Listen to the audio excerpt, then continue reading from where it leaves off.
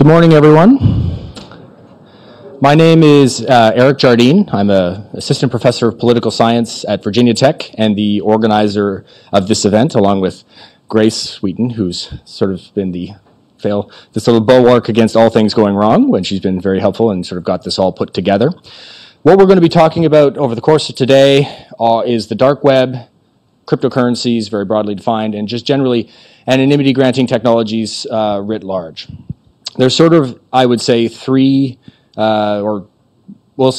sort of definitions of the dark web, one of which Gareth Owen, who is our first speaker, will really go into detail about, which is sort of the hard, technical, formal side of the dark web. So this would be the Tor hidden services, that sort of stuff, which will all become apparent in a moment.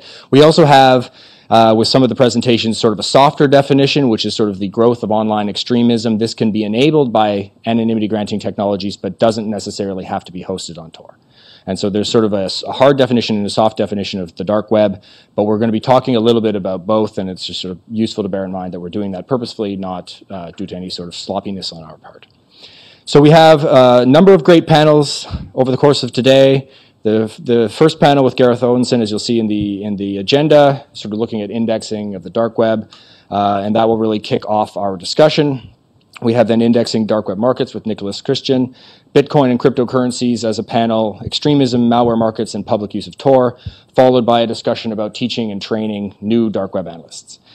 Once we move into the afternoon, we had intended to have a few FBI speakers present in the afternoon, sort of giving us a practical, hands-on policy perspective, and unfortunately that sort of fell through, so we're going to have a more general policy panel that will sort of take what we've sort of discussed during the course of the day and sort of talk about things we missed, other policy issues, and how we can leverage some of the research insights that we've talked about, some of the expertise in the room, to try to sort of come up with actionable sort of insights on that basis. And so that should be a good sort of turn of events. A few things administratively before we get into the conference itself.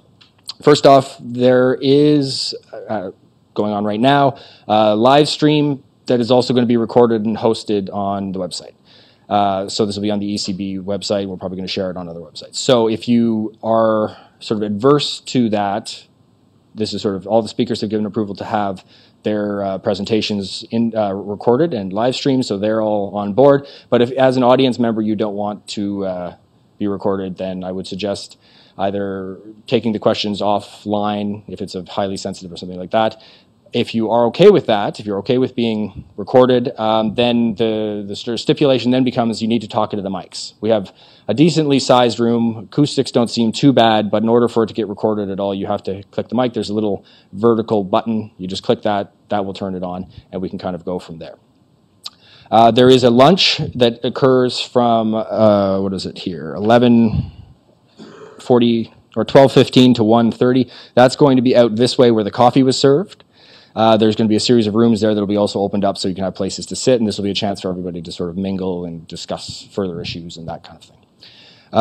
I think, unless Grace has anything else, okay. So I think that sort of wraps up my just sort of introductory comments. I just want to thank you all for being here, and also I should say I also would like to thank the various funding organizations, internal to Virginia Tech in particular, that kind of helped get this up and running. We have a banner out there with all their logos. There's a number of great associations from the Institute for Society, Culture, and the Environment at Virginia Tech, the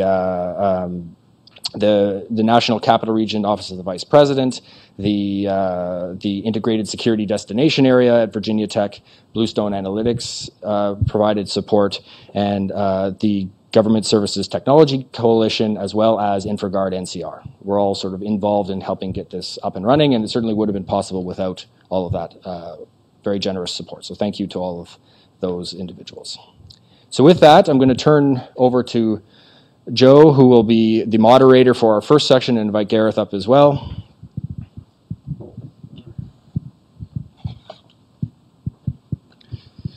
Good morning, everybody.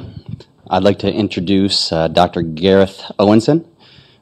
Gareth is a senior lecturer in the School of Computing at the University of Portsmouth, UK, holding a PhD in computer science and a BSc in internet technology. His work over the past 10 years has specialized in internet security, cryptography, and distributed systems, in particular darknets and cryptocurrencies. He has conducted some of the broadest scanning of these systems and is an expert of indexing the darknet.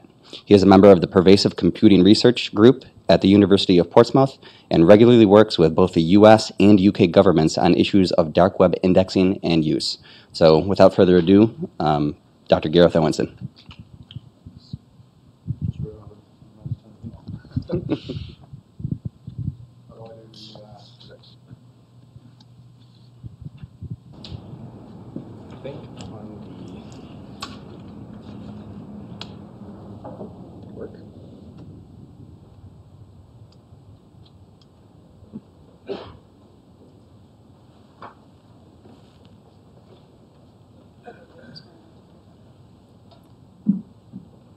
I personally like starting conferences on technology with technology problems because it's the best way to show that we're totally, there we are. So general forward, backwards. That's great, thank you very much. Right, can you hear me okay? So my name is Gareth Owenson, I'm from the University of Portsmouth in the UK. My research interests essentially are in understanding what Tor is used for, by whom, from a scientific perspective. There's obviously a big debate about the dark web as to whether it's sort of a freedom thing or whether it's a crime thing, and obviously there's a spectrum of views in between. My personal interest is trying to understand that from a scientific perspective and inform policy as to how lawmakers should make policy around the dark net, but also to help law enforcement tackle some of the criminality. So I'll try and present you a broad picture of what the darknet looks like today and over the last few years, and hopefully you can make up your mind as to what you think about it as today goes on. Okay, so I'll go through a brief description of Tor and how it works, some studies on the content of what's on Tor, on the darknet within Tor, some of the future developments which they're going to be deploying, or which they're currently in the process of deploying, and then what I think are some of the policy levers which could be applied to Tor, and what I think some of the impacts of those could be. I'm not necessarily saying you should do one thing or another. I'm just going to say, well, these are some of the things that are technically possible and what the impact of them would be if you were to do them. So, as a show of hands, how many of you have used Tor? Okay, so maybe about 75%. So Tor's principal, or rather stated aim, is to provide anonymity and privacy on the internet. So that is to allow people to browse the internet without their user activity being tracked, where they're going, which websites they're going to, what their interaction is with those websites. And the way in which it achieves that is it has a network of relays through which you bounce your traffic. So say, for example, I want to go onto facebook.com. So this is me on the left-hand side here, I'm the user. This big block in the middle is the Tor network, and on the right-hand side is the Facebook servers. What will happen is I'll type in facebook.com into the Tor software, and my traffic will be bounced through 3 relays within the Tor network based around the world, and exit from the very last one and go directly to Facebook's website. Now, as far as Facebook's concerned, I'm coming from the Tor network. They don't know where I am or where I'm located.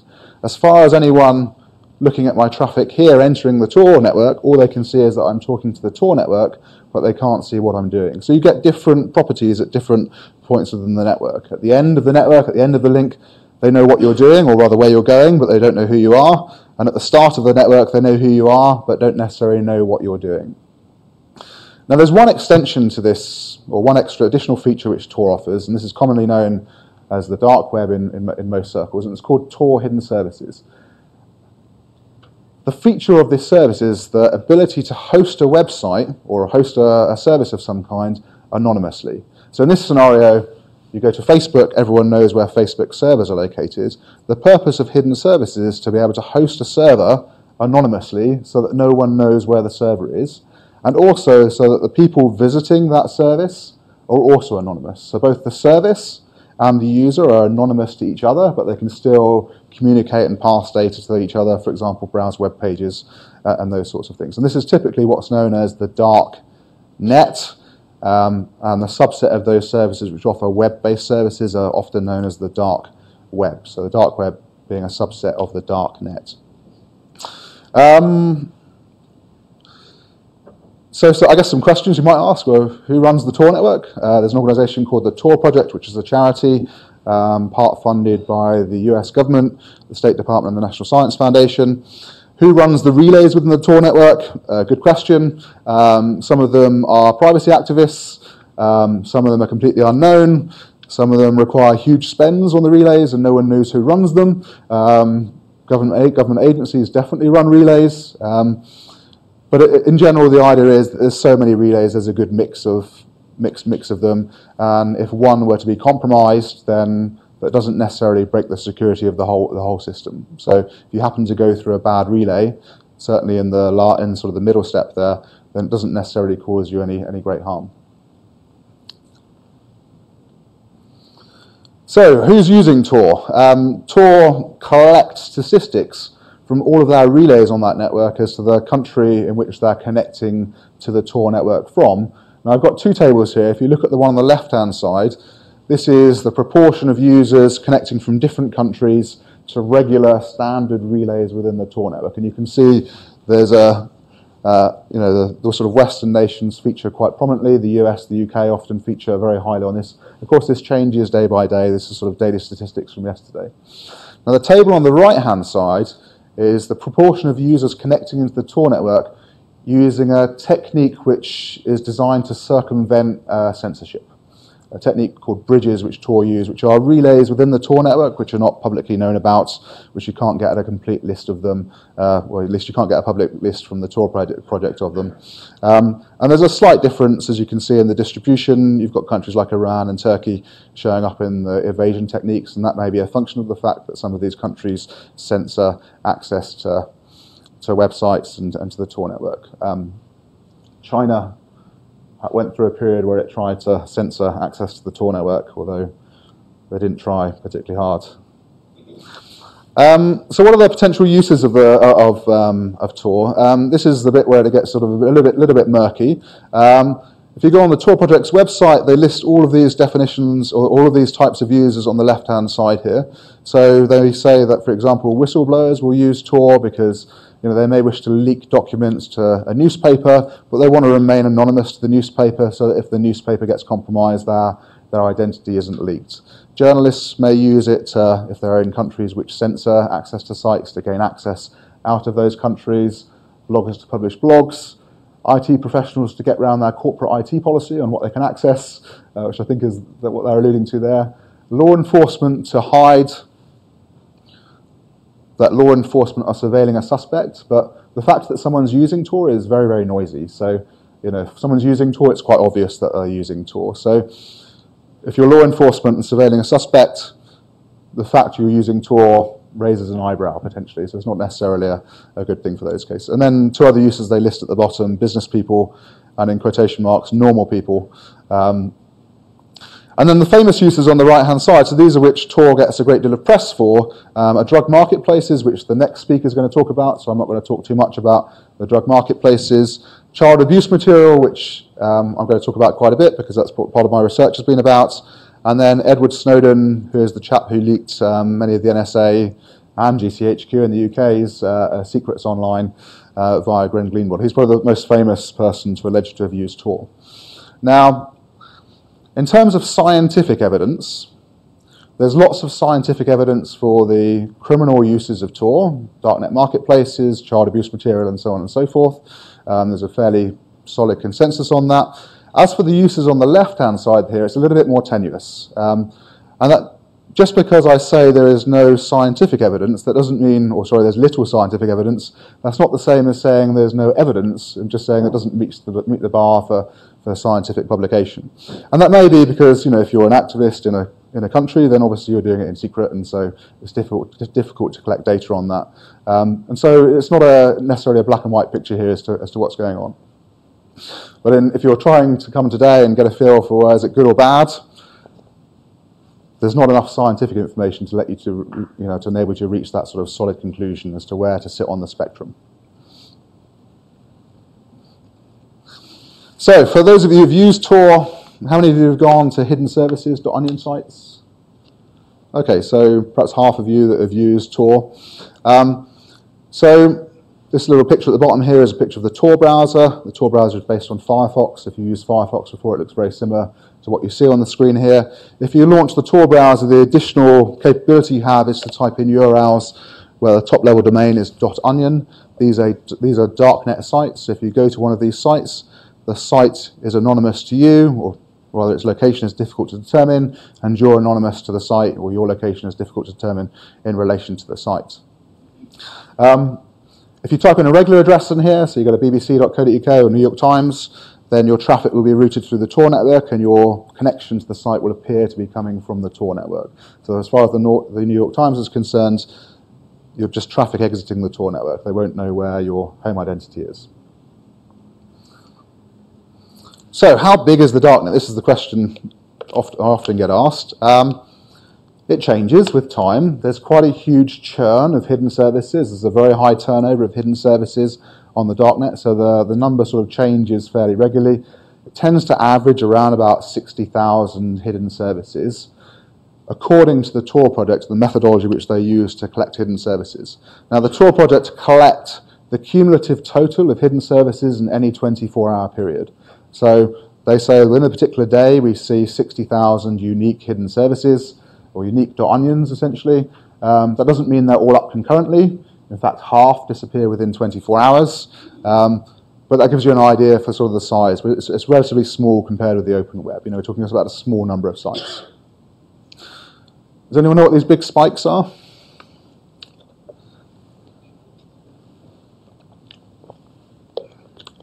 No, nor do I. That's how often people are using Tor? What's the frequency? A number of sites. So there's these huge spikes you see occasionally. Tor obviously grants a huge amount of anonymity. The spikes often only last for a few days, which makes it difficult to study what they're made of. It's suspected they're probably botnets, infected machines connecting to Tor. That's the leading theory, I think. But because of the short duration in which the spikes last for, it's rather difficult to sort of prove that through measurement.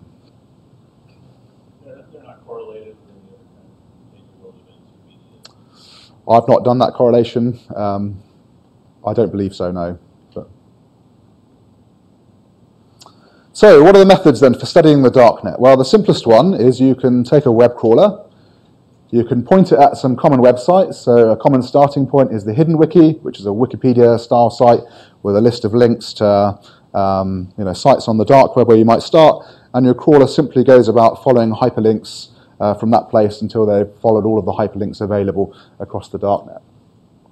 The vast majority of papers which you read or studies which you read will follow this methodology. They'll start at something like the Hidden Wiki or Reddit or somewhere like that, and they'll simply follow hyperlinks until they reach all of the sites. This allows you to sort of understand what the distribution of content is on the darknet. It doesn't allow you to measure the popularity of sites, so how many people are going to each individual sites. The other method for sort of working out what goes on the darknet is there's this sort of telephone directory of sites on the darknet, but the telephone directory is not held in one place. It's spread out across all of those relays within the Tor network. So you can run special relays that participate in this telephone directory, and every single day you get to see different parts of the telephone directory. So over time you can build up a list of sites on the darknet. That gives you a more complete picture. There's a handful of studies which have, including one which I'm going to talk about in a second, which have used this methodology, and it allows you to see sites which are not linked to. So you might think that, for example, some activist sites may not be linked to because people don't want to publicize the fact which, the sort of thing which they're doing. Now, if you break the list of onions down into sort of the types of service which they're offering, about 75% as of recently of these are offering a website of some form which you can go to and you can visit web pages on those things. And this sort of web-based content on the dark net, the dark web as it's called, is the most studied thing. If you read studies on it, the vast majority will be on the dark web component. And if you see drug marketplaces, for example, those are all web-based services being offered on the dark net. The other part is non-web-based sites. So these are traditional sort of internet-based services which are not offering a web page. So, for example, some types of chat, email is a classic example, like remote access to machines and things to sort of administer them. Bitcoin, ZeroNet, which is another darknet which seems to have popped up using Tor quite recently, and botnets all sort of fall into this category. There's one study that I'm thinking off the top of my head which has looked at this, and one of mine which is currently under peer review, which should come out shortly, hopefully, which has looked at this particular part. Why is this part not studied very well? That's because it's difficult to study it, right? It's difficult to classify all of these diverse types of content and put them into categories. It's very easy to do it with websites. And some of these types of services are not easy to interrogate, to understand, sort of the nature of what it is they're doing.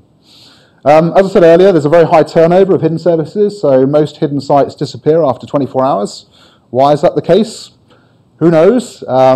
Some of the measurements I've done recently suggest that most of the ones which disappear within 24 hours are part of the ZeroNet darknet. So there's another darknet that's recently emerged called ZeroNet, and they're using Tor to provide part of the anonymity of that darknet. So it appears that a big chunk of those sites are actually ZeroNet-based sites. As for the rest, good question. It may simply be people trying it out for a short time, trying out for a few hours and then closing the site down and never doing it. I've certainly set up more .onions that have lasted a short period of time than I have that have run for any period of time.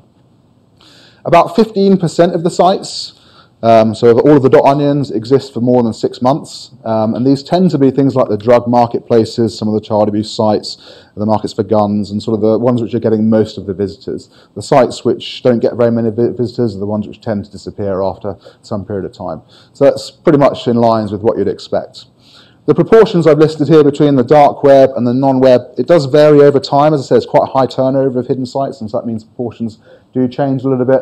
A few years ago, the 75%, 25% were around the opposite way, and that's because the non-web-based sites was essentially made up by botnets, a huge influx of botnets using Tor, something called Skynet at the time. In terms of content then on the dark web, this is a study I did in 2014. Essentially, we crawl the dark web, measuring at those directories, so we see all sites over time which could be, which are published on Tor. We crawl them, we visit each site in turn, we classify them into a particular category based on the content in which they offer, and as you can see, most of the sites are orientated around drugs, some kind of Bitcoin fraud, usually things like Bitcoin mixers, which are sort of like a money laundering scheme for Bitcoin. There's a small number of whistleblower sites. These typically tend to be run by news agencies who are, wanting to receive documents from whistleblowers. Fake credit cards, fake passports, pornography, child abuse, news sites, chat sites, gambling, Bitcoin gambling type sites. If you look at most studies on the dark web, this is broadly the picture they'll show. Drug marketplaces typically tend to be the most frequently occurring, and then sort of this range of other types of services, which are all sort of in some way related to sort of criminal activity. But of course, not all the things here are criminal.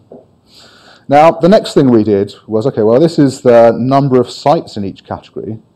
Well, because we're running these nodes within the Tor network where we can measure the popularity of hidden sites, the next thing we did was, okay, well, where are people actually going? When we break things down into categories, where are the most users going? To which category of content are most of the users going to? And this is if you've seen any of the press coverage a few years ago over this is the shocking graph.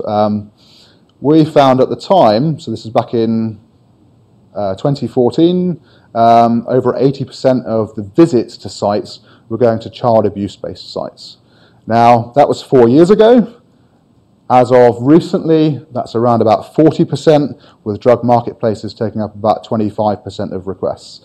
So at the time, I went to the Tor project and I said, well, this appears to be what's going on. And their response was, well, it's probably law enforcement. Law enforcement are the ones pressing refresh all the time on child abuse sites, which I didn't think really stood up to much scrutiny.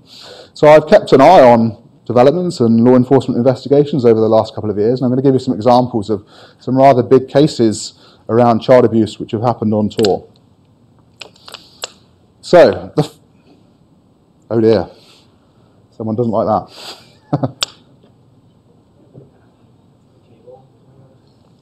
It does look like a cable problem, doesn't it? But I don't know which cable one is supposed to pull.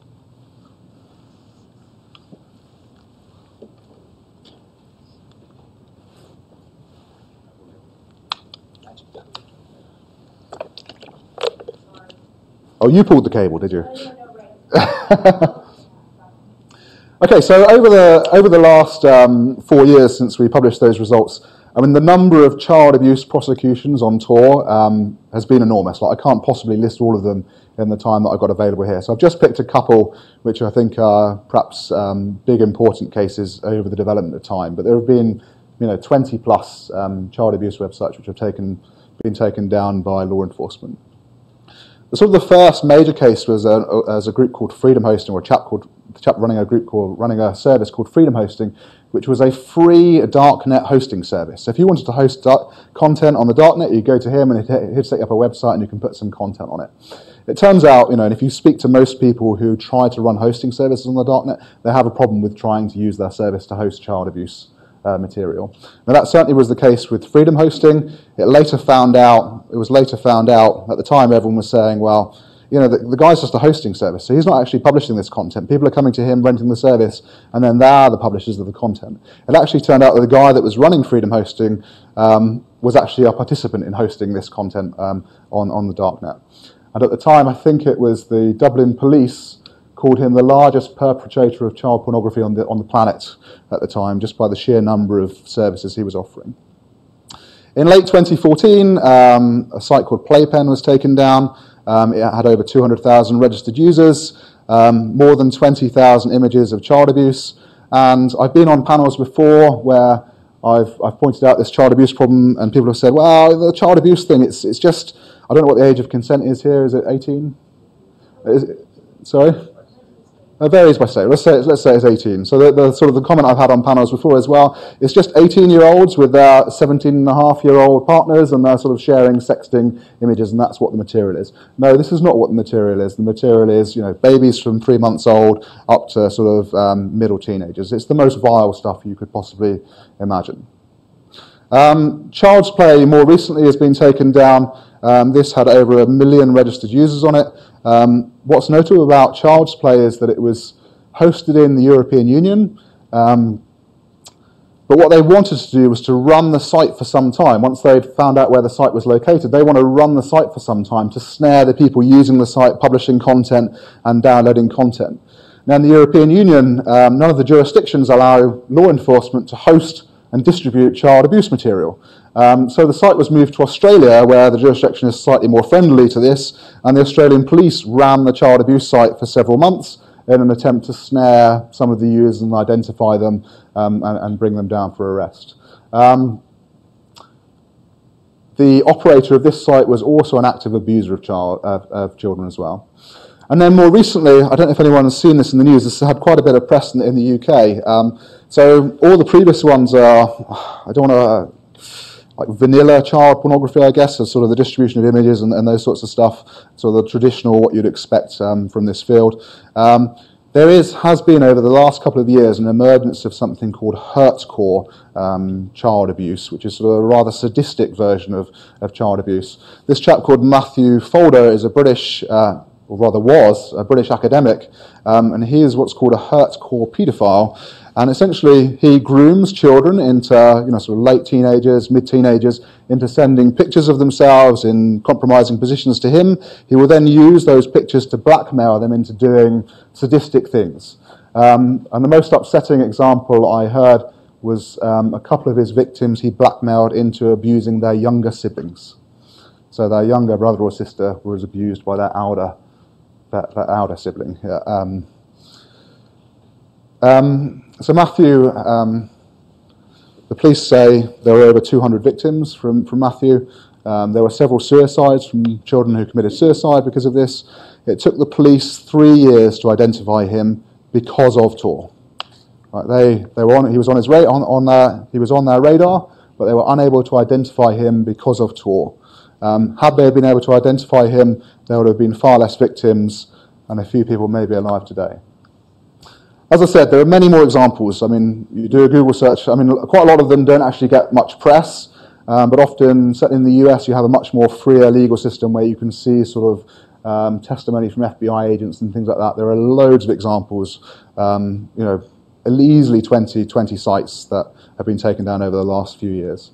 So law enforcement is having some success, but it's usually when these people make mistakes is when they're able to identify them. But Tor is very much a significant hindrance to them identifying these people.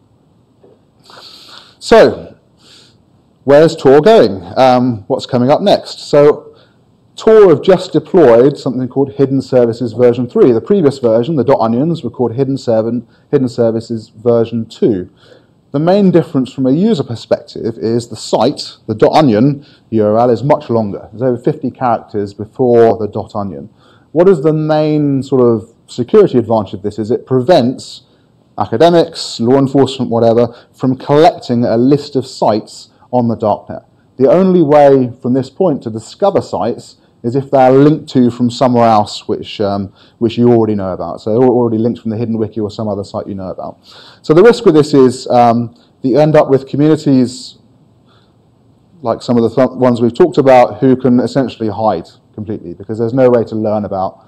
Are you asking a question or? Yeah, so do people just make up those characters? So the Like, or is that something that they make up on their own? They just come up with it? Those 50 characters, like you said. No, it's connected with the encryption key, but there's a way to brute force essentially some of the first few characters. So you can sort of have something that starts with that looks recognizable, but the rest of it will look like random.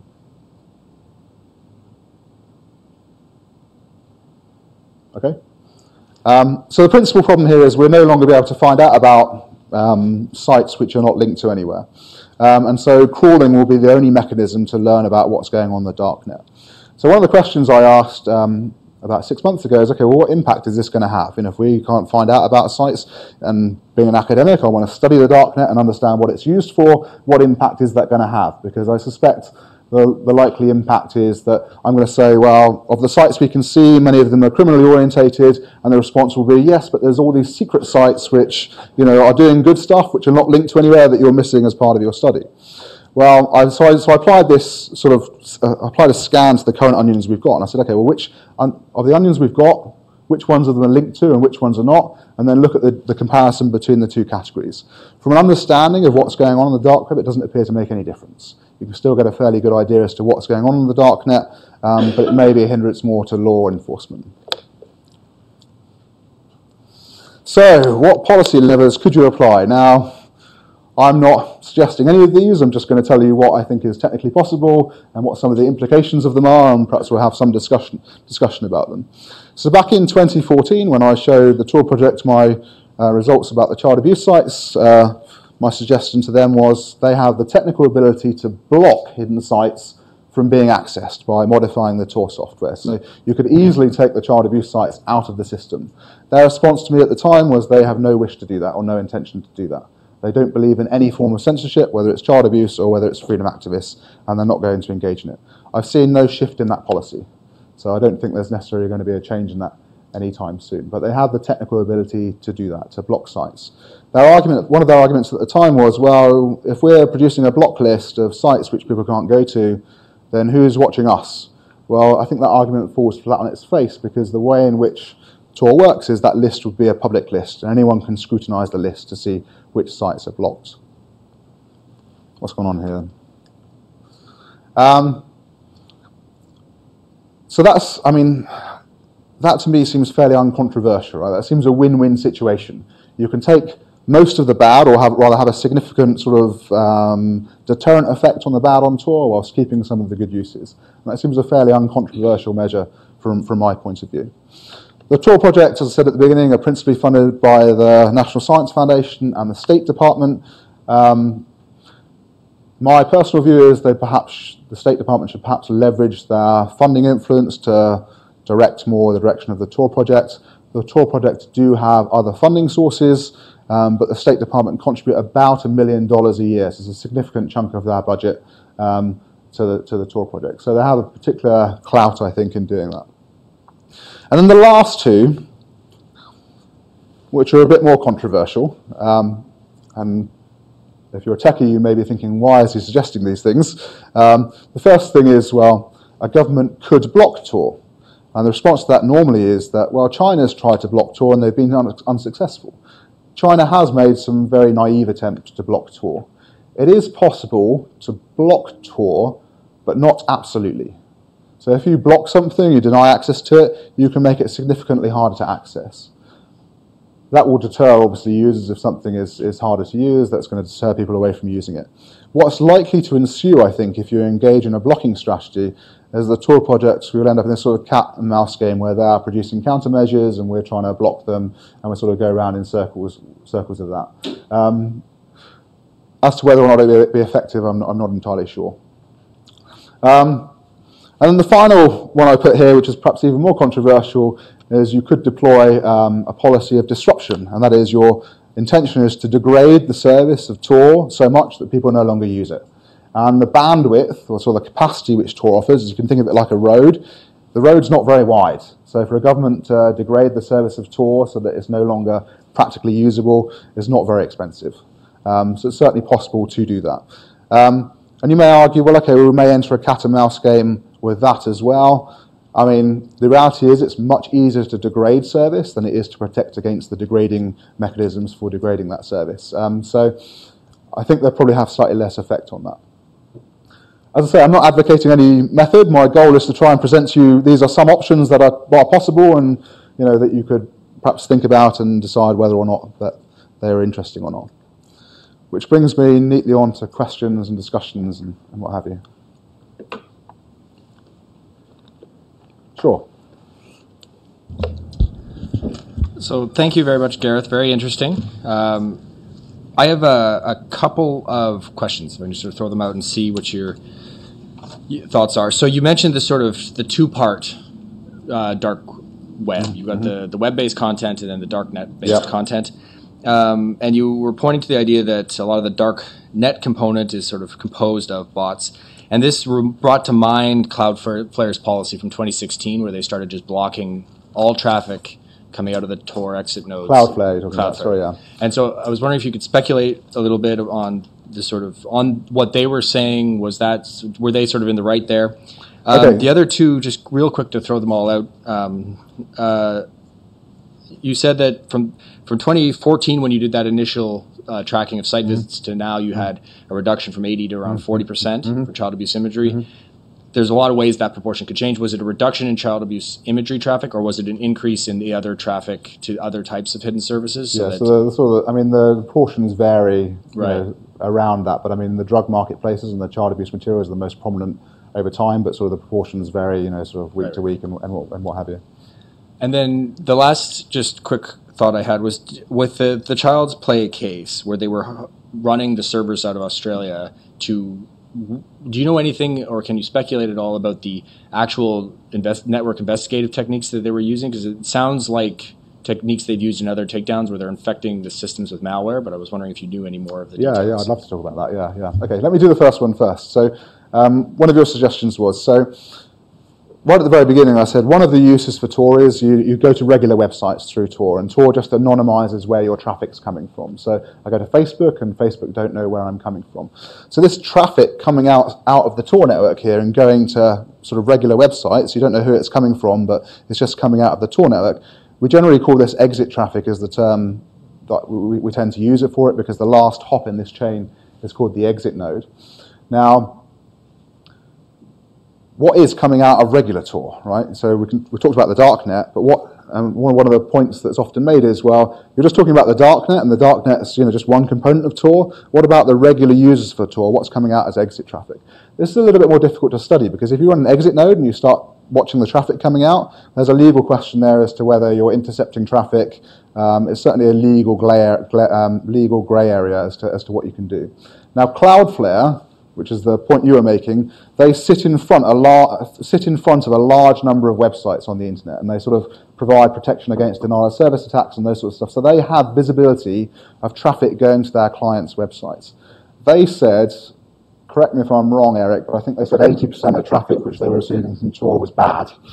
And so I think they had a policy at some time of deterring Tor traffic from coming to their sites. And you'll find that's a fairly common policy among many organizations. They will block traffic coming from the Tor network.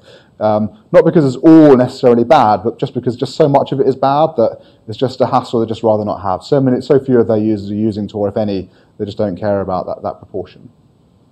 I am aware of people who have run exit nodes.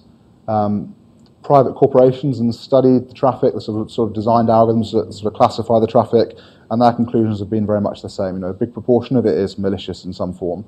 Sort of causing some kind of harm, trying to compromise systems, posting comment spam, and those sorts of things. And the last thing you asked me about was the NITs.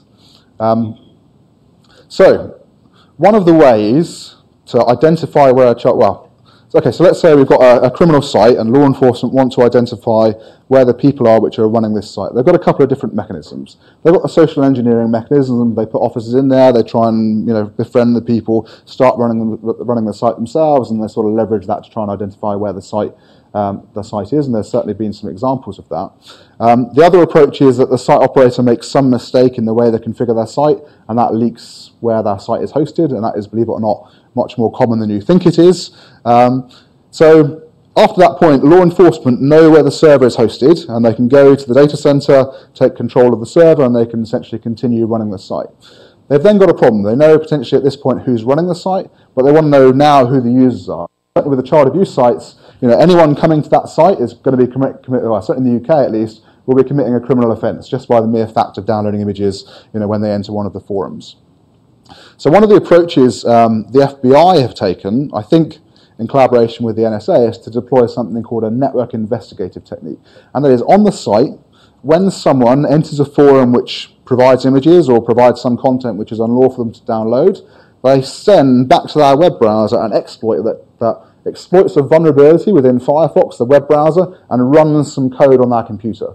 And that code essentially connects to the FBI server and says, hey, here I am, here's my IP address, here's the identifier for my computer, here's my username, my computer name, etc., etc., etc. Everything to sort of connect the person to that particular access. And it ties the person up directly to the access of that forum at that particular point in time. Many of the law enforcement prosecutions of users appear to be via this technique. There comes a slight problem, though, and that's when law enforcement go to court, defense say, well, we want to know how you identified our client. And law enforcement then have to make a decision. Do we disclose the technique and potentially lose the capability, or do we just drop the case? And in the vast majority of cases I've seen, I think in fact all the cases, the prosecutions have been where the person's pled guilty, and therefore they haven't had to disclose how the technique works, and those that have not pled guilty have essentially got off scot-free because the FBI haven't wanted to give away a capability which they have. So I think that answers your question. I think. Yeah, sure. So my question is, excuse me, in terms of policy options, to what extent do the people who work at the Tor Foundation, who are developing the software and refusing to do some of those things that you were talking about, do they have potential criminal liability, and could, what would be the implications of using the criminal justice system to prosecute them for an aiding and abetting or some similar kind of crime? I'm not a lawyer. I think if they were criminally liable in some way, they probably would have been, and there was a political will there already, then they may have been prosecuted already.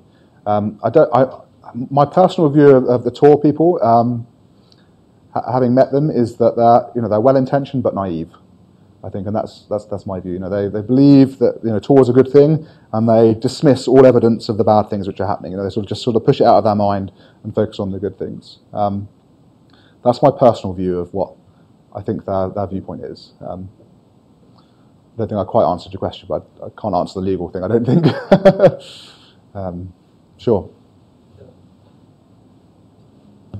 Just to follow up with that, what's the rationale of the State Department for funding Tor? There must be some positive dimension they see, and let's hope the State Department isn't totally naive.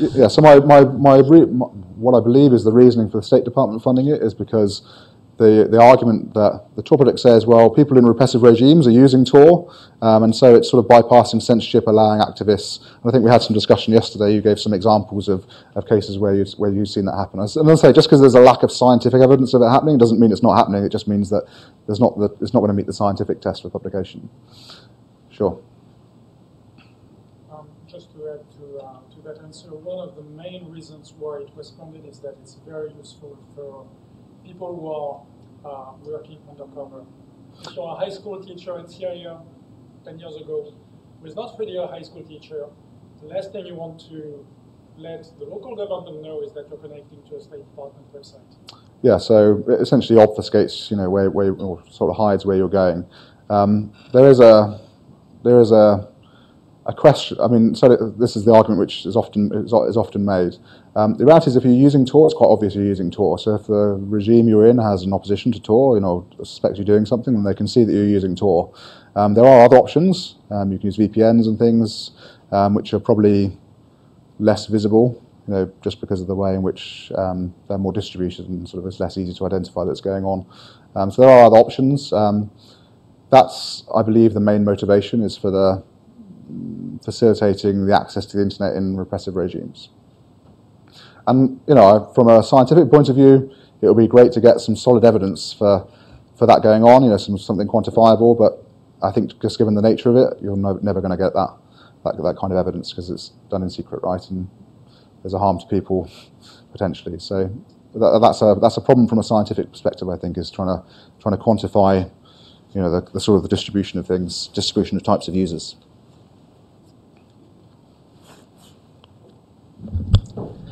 So earlier, you speculated that maybe the reason the traffic to child abuse sites was so high was maybe law enforcement officers, sitting there and hitting refresh. So if the purpose of Tor is that the person visiting the site is anonymous, how could you even, in principle, determine what proportion of the visitors are from law enforcement? You can't unless you run the site, and even then, you can't necessarily answer it. Yeah, so that's the problem, right? I'm measuring anonymous statistics, essentially, of visitors to sites. And so if someone comes as well, it's just law enforcement going to the site, I can't disprove that. I can't prove it either way. I can't tell you what proportion of users. But I think it doesn't pass the common sense test, in my view. But that's not a scientific answer.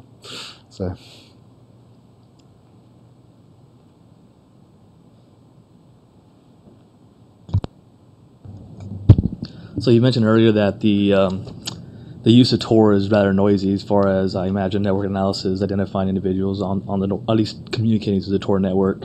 Why do you think there hasn't been efforts, or have there been efforts to potentially just sort of identify where people are using Tor? So the Tor project has obviously the metrics that you provided about, we're seeing Tor users in USA and France, but more specifically, perhaps, just identify points of access of Tor users and use that for whatever benefit that may provide. Maybe you're, creating some sort of blacklist, like, hey, these individuals are on the Tor and, potentially maybe affiliated with something else. I don't know. What do you think about that? So I'm not sure what you're asking me. Sorry. I guess so. For example, I'm on the Tor network. Yeah. Right. You said that there's signatures associated with that, right? And I obviously imagine those are being captured via network analysis. Yep.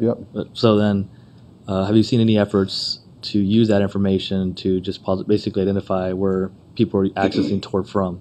I know there's a lot of, protection and anonymity provided through the Tor network, but there's also means to discover individuals.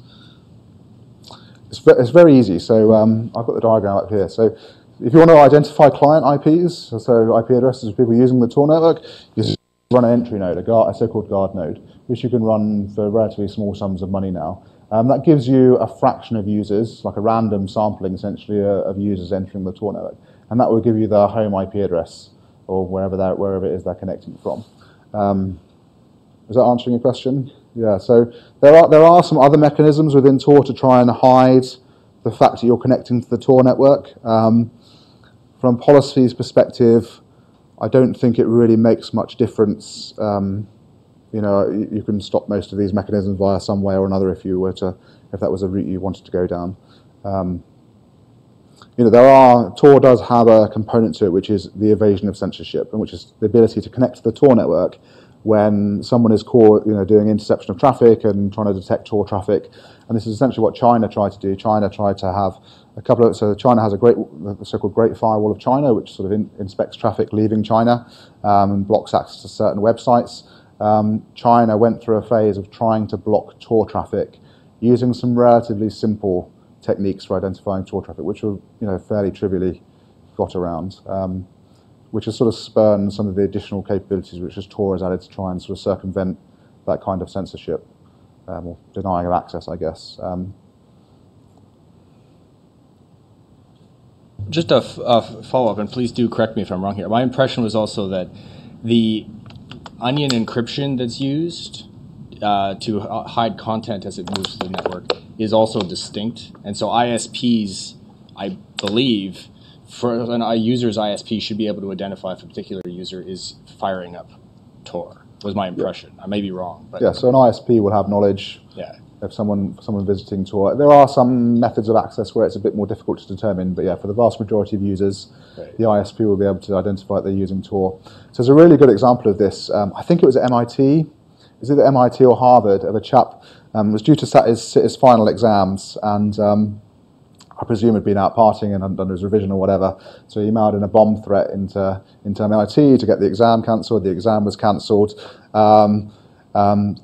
MIT knew the email had come through Tor, but of course Tor hides who it was. And well, our first assumption was, well, I mean, who wants to get an exam cancelled, right? This is possibly the set of students that are taking the exam, first of all. So then they went into their network systems and said, okay, well, who in the university was connecting to Tor at the time this email was set? And I think there were like 2 or 3 people, and they just went and knocked on the door and say, hey, was it you that sent the bomb threat? And the guy's like, oh, no, how did you find me? Oh, well, you just admitted it. Yeah, so there are, yes, you know, you don't necessarily get that. I give it to you and then to...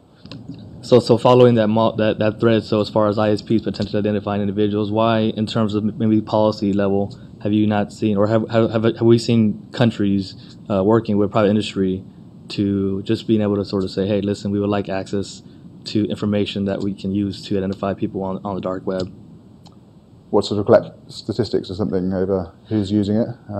Well, yeah, like you said, the ISPs can determine potentially who's using Tor, right? Yeah, and while using Tor is not illegal. Like it's like using a cell phone. You can use cell phone for legal and illegal things, and transactions and stuff like that. So I'm not sure how useful just knowing that someone's using Tor, unless you have some context, is not necessarily that exactly. useful. Yeah. So you have contextual, evidence to you hope that this is sort of another medium to follow an individual or an entity, so to speak. So. Yeah, I mean, I guess if you're in a regime where the law is less rigid, and you don't want activists, then the fact that someone's using Tor may very well be enough evidence just to put them in prison. So you don't need the certainty in they don't need the certainty in some circumstances to do that. I guess from an organisation's point of view, having knowledge of who's connecting to Tor in your organisation is really useful, because someone could be trying to exfiltrate secrets, corporate documents and those sorts of stuff from Tor. And likewise, having knowledge of traffic coming into your network from Tor is also useful. It's relatively easy to do that. There's a public list of relays, and you can just filter for traffic coming to and from those relays. So I'll come to it in a second, yeah. So thanks for your talk. Has there been any effort to create different versions of Tor that would provide some of the benefits, but then if you applied some of your policy proposals to filter out some of the negative effects? I really thought about doing that actually in 2015. Was forking the Tor project and essentially having an ethical version, but I didn't think it would get much traction, so I didn't bother. As a cynical view, maybe. I was just going to say, sort of in response to this gentleman's question, I suspect at least that in the U.S., if the government wanted Verizon or Comcast or someone to give them a list of all of the customers who were visiting the Tor network, they would need a subpoena. They'd need a warrant. They'd need a national security letter. They'd need something, right? There's going to be some protections in U.S. law that would prevent that company from just turning over all of that information. Just blindly saying, oh, well, we suspect somebody in this group is doing something wrong, so give us information on 1 million people. Yeah, I mean, that's the proportionality test, I guess, is the test essentially you're talking about, isn't it? So, yeah. And wouldn't it be the case in terms of like an alternative Tor, the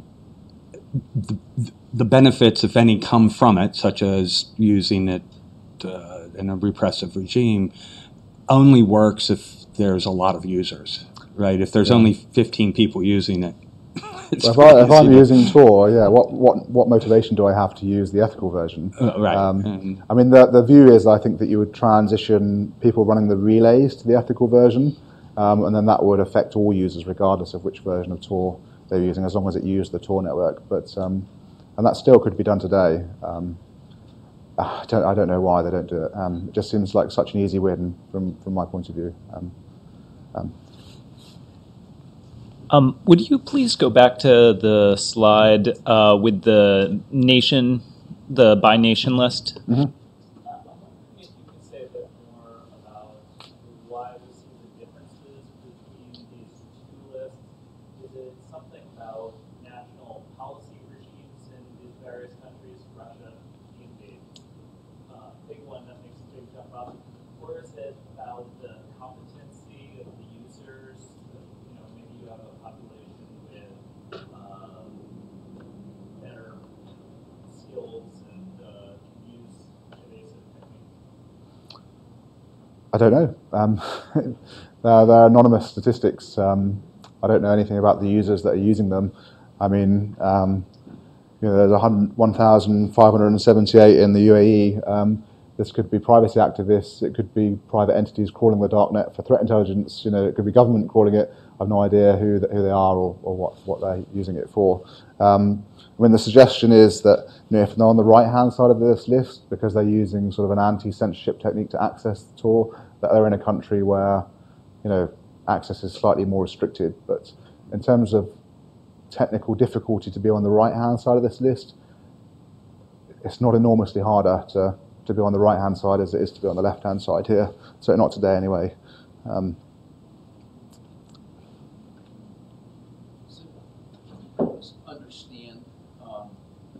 you help us understand, you mentioned one of the policy options may be to block certain types of websites, child pornography, for example. If that were to be implemented, I mean, what's the implementation piece? Who makes these decisions? Who do you interact with to negotiate to switch that policy? So, without understanding that, I don't understand how any particular category. Okay, so you're asking me how would you go about implementing it? Like who has control to do this type of thing? Yeah, because you could identify this as a practical policy piece that could be pursued. Obviously, given this some thought and think there's some practicality to it, then the first question is how to negotiate. So who establishes the policy of we will allow anything here to go on, and with the guarantee for it is anonymous. So the Tor project have the control, to implement the block list, as long as sort of the participants within the network deploy the changes to it. So it's the Tor project that have the ability to do it. So it's essentially about influencing them into agreeing to it. Their stance to me 4 years ago was just a resounding no. The government contributes quite a big chunk of their funding, and I thought that would be a good way to drive something like that, especially as I don't think it's that objectionable, certainly not to sort of an average person. I don't think it's that objectionable. People within the Tor project might take objection to it, just on sort of a principle of no censorship of any kind type viewpoint. That's one route I might try. So, the condition of the funding is that you implement this. And just kind of to follow up, maybe a related question, can you distinguish in terms of how you're using the filters between the dark web and Can I distinguish what, sir? the concepts of dark web and Tor? Okay. How they are the same, similar, or can be distinguished? Okay, so you have this browser. Looks just like Firefox. If you type in a web address in here, which you can access through a normal web browser, you're using Tor just regularly to access that website anonymously. If the web address you type in there ends in .onion, then you're accessing the dark web. And then both you and the site are anonymous to each other. And that's from the user experience, that's the difference between the two. And if you're following links and stuff, you may not even notice the transition unless you're looking in the address bar where the URL is. You may not even notice the transition from an open site to a darknet site. That's the sort of the experience is very similar. It's identical essentially. Sure. Yeah. Okay. Okay, I think that's it for one more question. Not a question, just if we could get everyone to use the microphones, having a very hard time hearing responses and questions. Okay, that wraps it up. Thank you very, very much.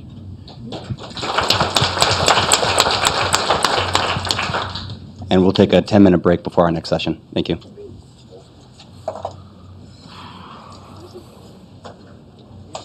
That's not easier than I was expecting. I was expecting to get some tougher questions than that.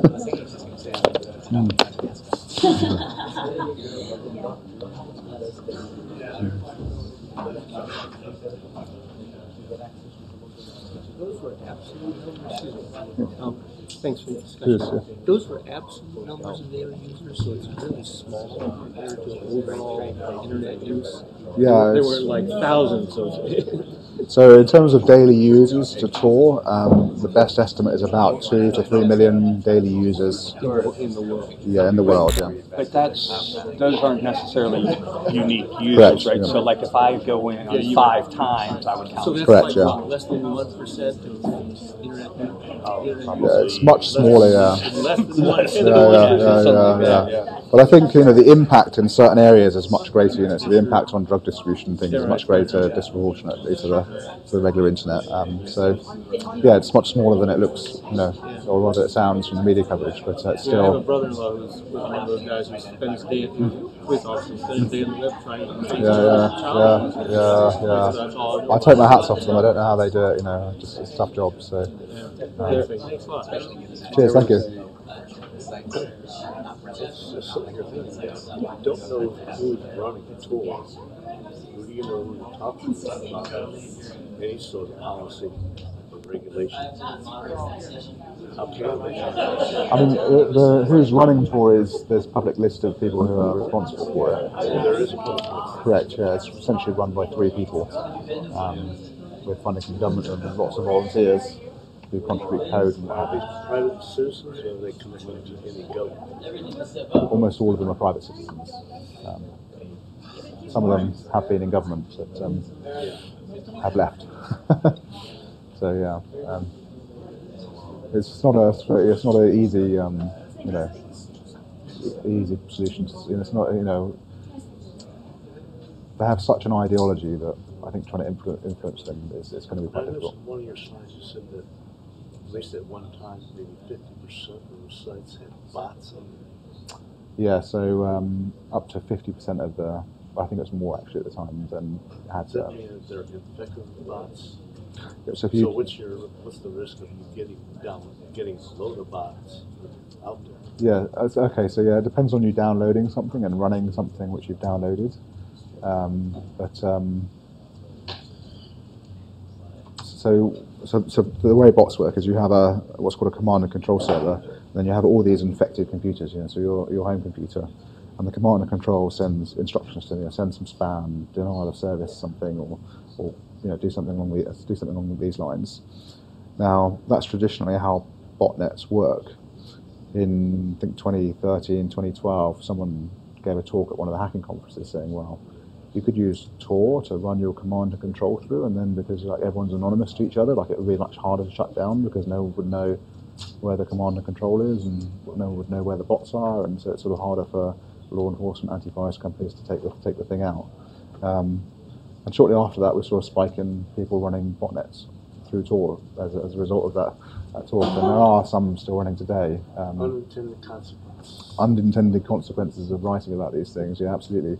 Especially as most people that do these sort of malware stuff, they tend to repurpose stuff which already exists. So they were taking existing botnets and basically just bolting Tor onto it, and then, yeah, the impact's huge. Yeah, so thank you. Thanks. Yeah.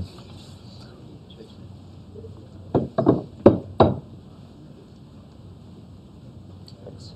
Cheers.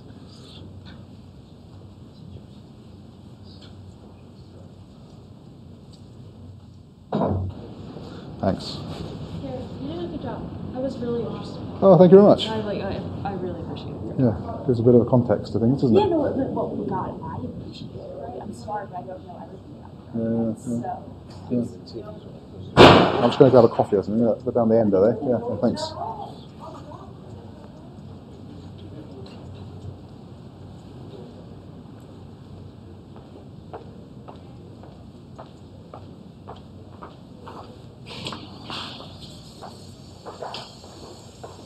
Let's go right. How so? Start with the weather. Oh, right, yeah, I know. It's sunshine in the UK and it's pouring. Yeah. our first week of summer, and I'm over here in the rain. Oh,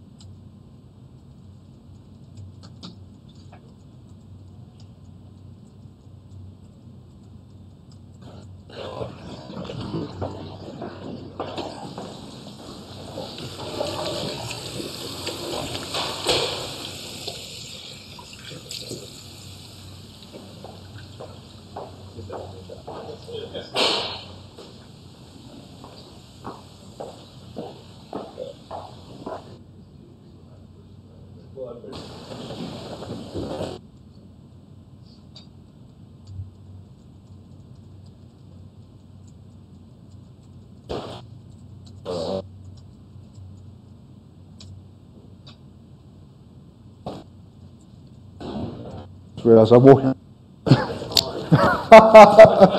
How embarrassing.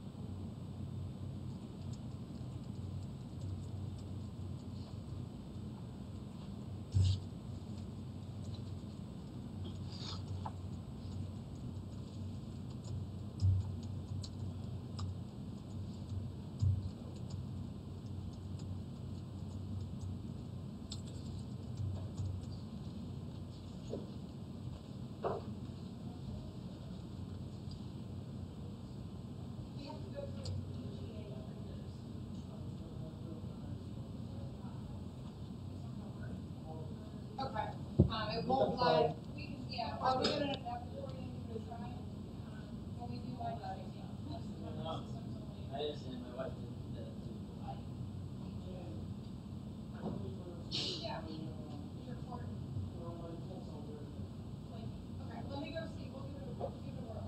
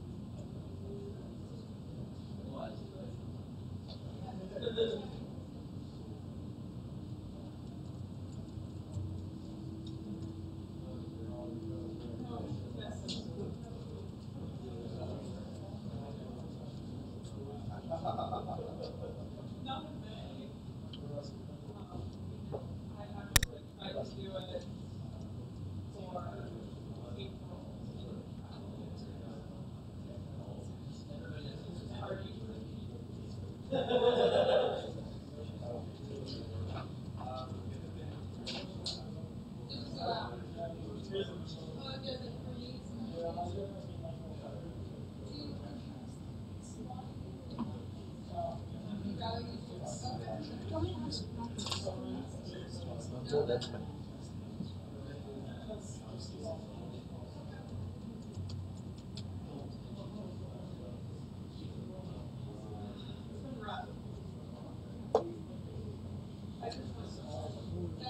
does one access the live stream?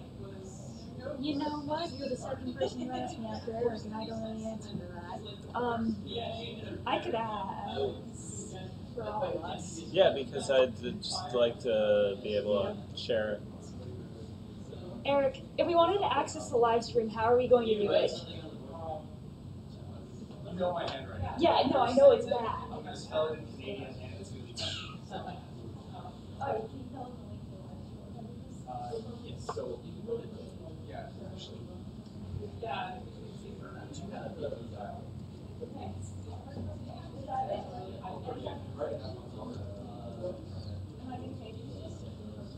Yeah, so it has worked at a really high level. So a lot of my students are all the students who are spoken largely didn't want to go to class.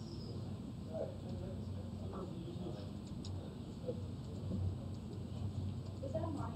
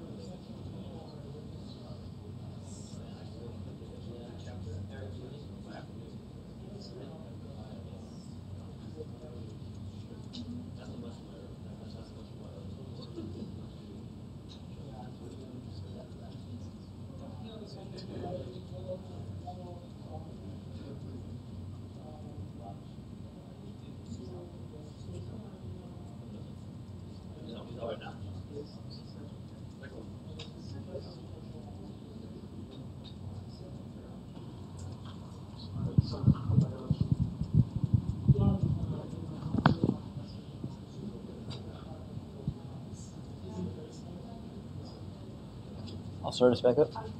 Start us back up. Okay. Okay, so I'll get us going again. That's an 47. I just need just a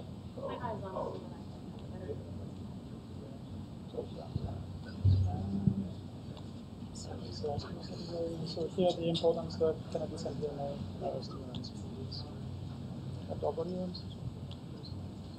Are you sitting somewhere with a microphone? Because I know that if she has a question, rather than going all the way over here, press the button. Okay. Is there a way to get another remote microphone or to use that one? I can just give her this one. It's fine. Oh, yes, sure. Yeah. Yeah, so and I'll just use the seated microphone. Even if you put it here. Okay. That would be helpful. You know, just whenever you're done. Yep. Okay. That would be helpful. Kristen, right? Nicholas. So we'll get started back up again. My name is Aaron Brantley. I'm a professor in the Department of Political Science at Virginia Tech and part of the Integrated Security Destination Area. I'd like to introduce Dr. Nicholas Christen from Carnegie Mellon University. He is jointly appointed in the School of Computer Science and Engineering and Public Policy. His research focuses on computer and information security, and he has spent the better part of the past decade studying online crime. So without further ado, I'll turn it over to Nicholas. Thank you, Aaron. Thank you for the introduction, and thank you very much for having me here. I'm going to talk today about online anonymous marketplaces and our efforts in trying to quantify the economic activity on those marketplaces. So this is going to be a subset of the type of activities that you were introduced to in the previous presentation. And let me first tell you why you should care. You've probably heard about things like Silk Road or Alphabet, and you might wonder, why should we even care about trying to analyze the economic volumes? After all, the police will get the real data when they actually do seize the marketplace and seize the servers. Well, it's probably useful to get some intelligence prior to seizure. That's the first thing. And you don't have access to this data until you actually, seize the server. So when you're just observing it from the outside, you can't rely, by definition, on having the server available.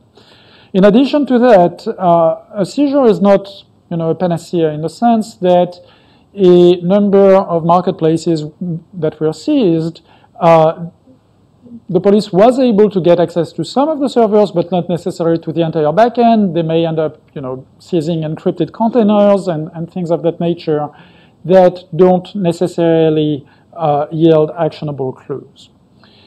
The other reason why you should care is that you may think that, well, we can do blockchain forensics. Bitcoins are traceable. We can very roughly estimate the amounts of money flowing in and out of certain marketplaces, and essentially that should tell us everything we need to know. And indeed, there's been lots of progress spearheaded by academic research in 2013 or so, 2012, 2013, that eventually yielded a number of companies, Chainalysis being the most famous one, which do give good estimates indeed, but it's not foolproof.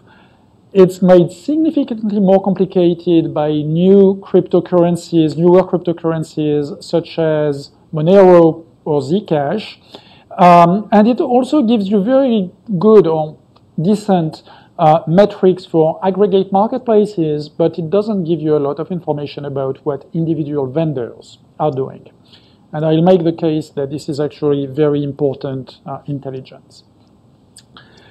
My favorite one was something that I got, in fact, when I submitted once a grant proposal, and I got this response from a reviewer who obviously was not in the field, saying, oh, well, it's easy. You just scrape a bunch of websites.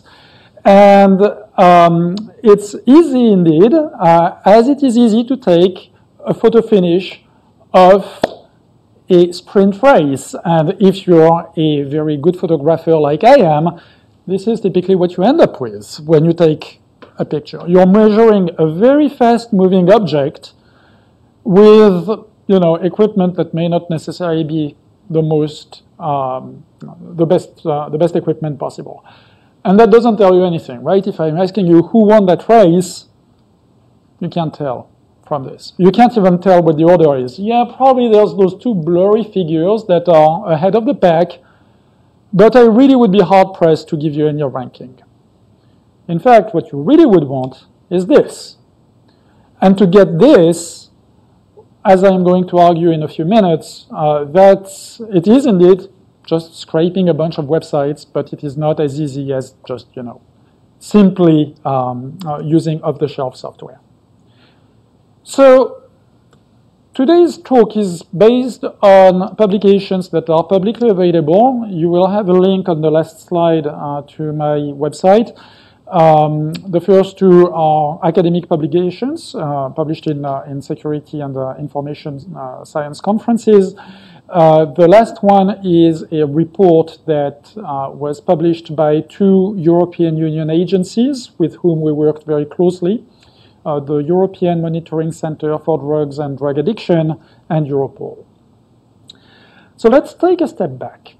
And if I'm talking about illicit internet commerce, probably the image that it conjures is this kind of website, Canadian Pharmacy. Get some free Viagra online. And that was indeed what you would see, from the early 90s until now. There's still a lot of such sites. But since 2010, 2011, there's been an increasing number of online anonymous marketplaces. They've existed for a while. In fact, there were precursors to Silk Road. There were things like Farmers Market, for instance, for those of you who are familiar with that. But what Silk Road did was, in 2011, to become really the first, I would say, mainstream online anonymous marketplace. And to plug it back into the previous presentation, you can notice probably, I don't have a mouse pointer, but you can probably see that this address is a .onion. So this is not a website that you could access with your regular Chrome or Firefox browser. You would need to use the Tor browser bundle to go to that website.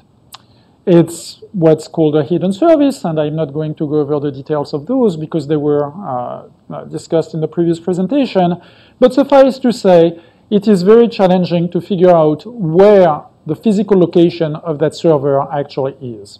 In that specific case, it was in Iceland, but it took a lot of investigative effort to figure out where that server was. It was run by an American citizen based in San Francisco with servers in Finland, France, and Estonia, I want to say. The web server itself was apparently in Iceland.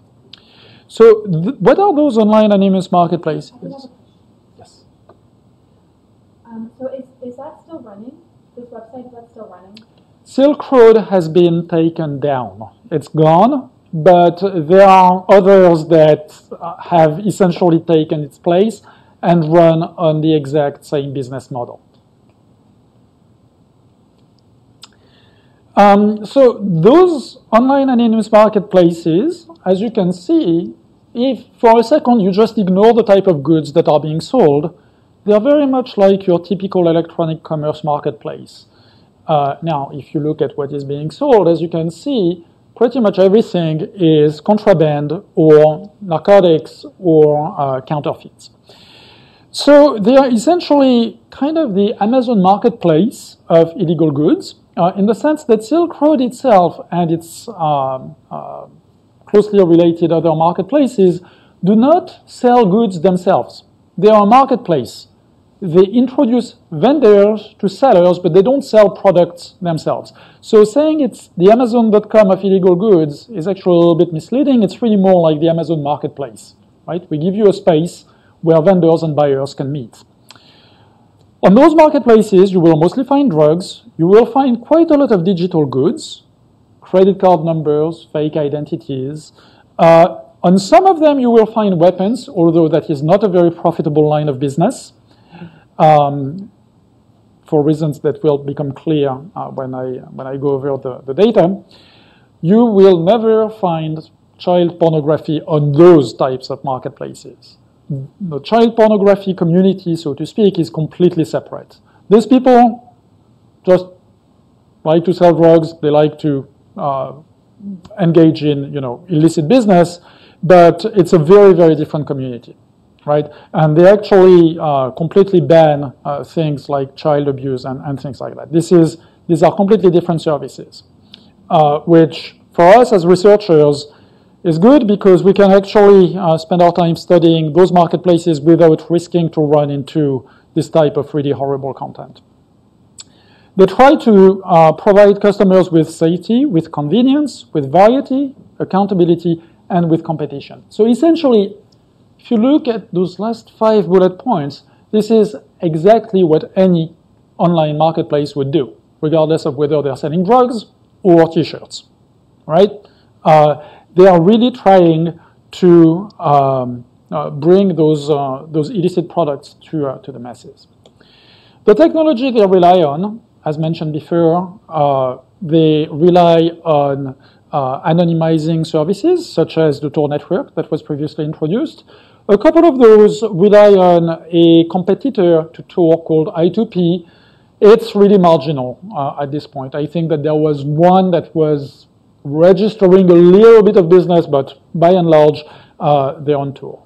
For customers, there is absolutely no cost to browse those marketplaces. In fact, all you need is the Tor browser, and you can create an account. It's free. In fact, it's so much free that they're probably not tracking your information as much as Facebook or Google would. There's really no information needed.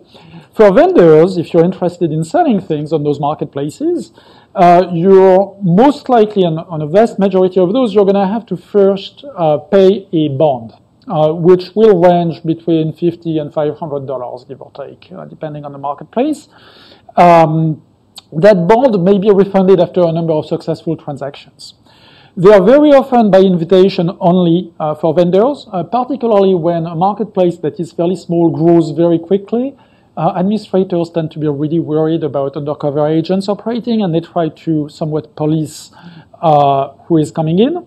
And those vendors frequently are evaluated based on public feedback. So think about Airbnb or eBay. It's exactly the same model of, you decide whether a vendor is trustworthy based on the reputation that has been garnered from previous sales. Payments, until I would say last year, payments were primarily and almost exclusively in Bitcoin. Marketplaces often act as an escrow agent. You have people that are, and that's in fact the major line of business of those marketplaces is to act as an escrow agent. Much like eBay doesn't directly profit from the sales of the goods on eBay, but from a commission that is taken to make sure that the sale completes to the satisfaction of both parties. Those marketplaces derive their profit from acting as a trusted escrow agent. The escrow may sometimes act as a mixing service, sort of a money laundering tool, so to speak, although this tends to be a little bit overrated. They're not very good laundering facilities. Some of them rely on encrypted messages. For this, they use PGP. But that's basically the two major building blocks are Tor and cryptocurrencies. Nowadays, they've mostly switched to, well, they haven't switched. There's still a lot of transactions in Bitcoin, but we've seen the emergence of Monero as a more private type of cryptocurrency. We've seen also marketplaces diversifying, using Bitcoin Cash, using Ethereum, for reasons that don't really have anything to do with security, but more with economics. So some of the questions that we wanted to answer when we started to look into those marketplaces were very simple. We wanted to figure out how much was being sold, what was being sold, whether there was a large number of vendors that were relevant, whether we saw bulk sales, whether we saw, on the other hand, retail level sales only, and also what could be potentially successful interventions from a policing and enforcement perspective. We started collecting this data in November of 2011. So this is research that's been going on now for many years. In November of 2011, Silk Road was pretty much the only game in town. There was another marketplace called Black Market Reloaded that had almost no tangible business at the time. They became a little bit bigger subsequently. We'll have a slide about that. But initially, it was pretty much a monopoly.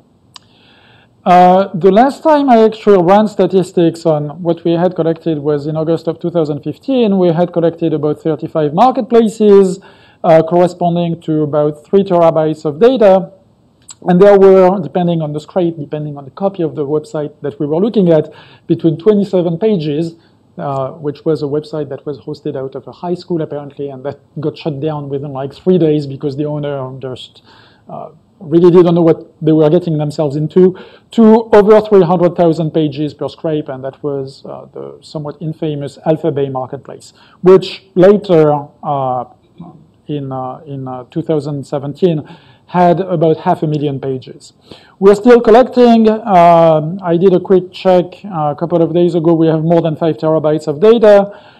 There's more marketplaces that have been added to our monitoring regimen. And so that's an ongoing collection effort.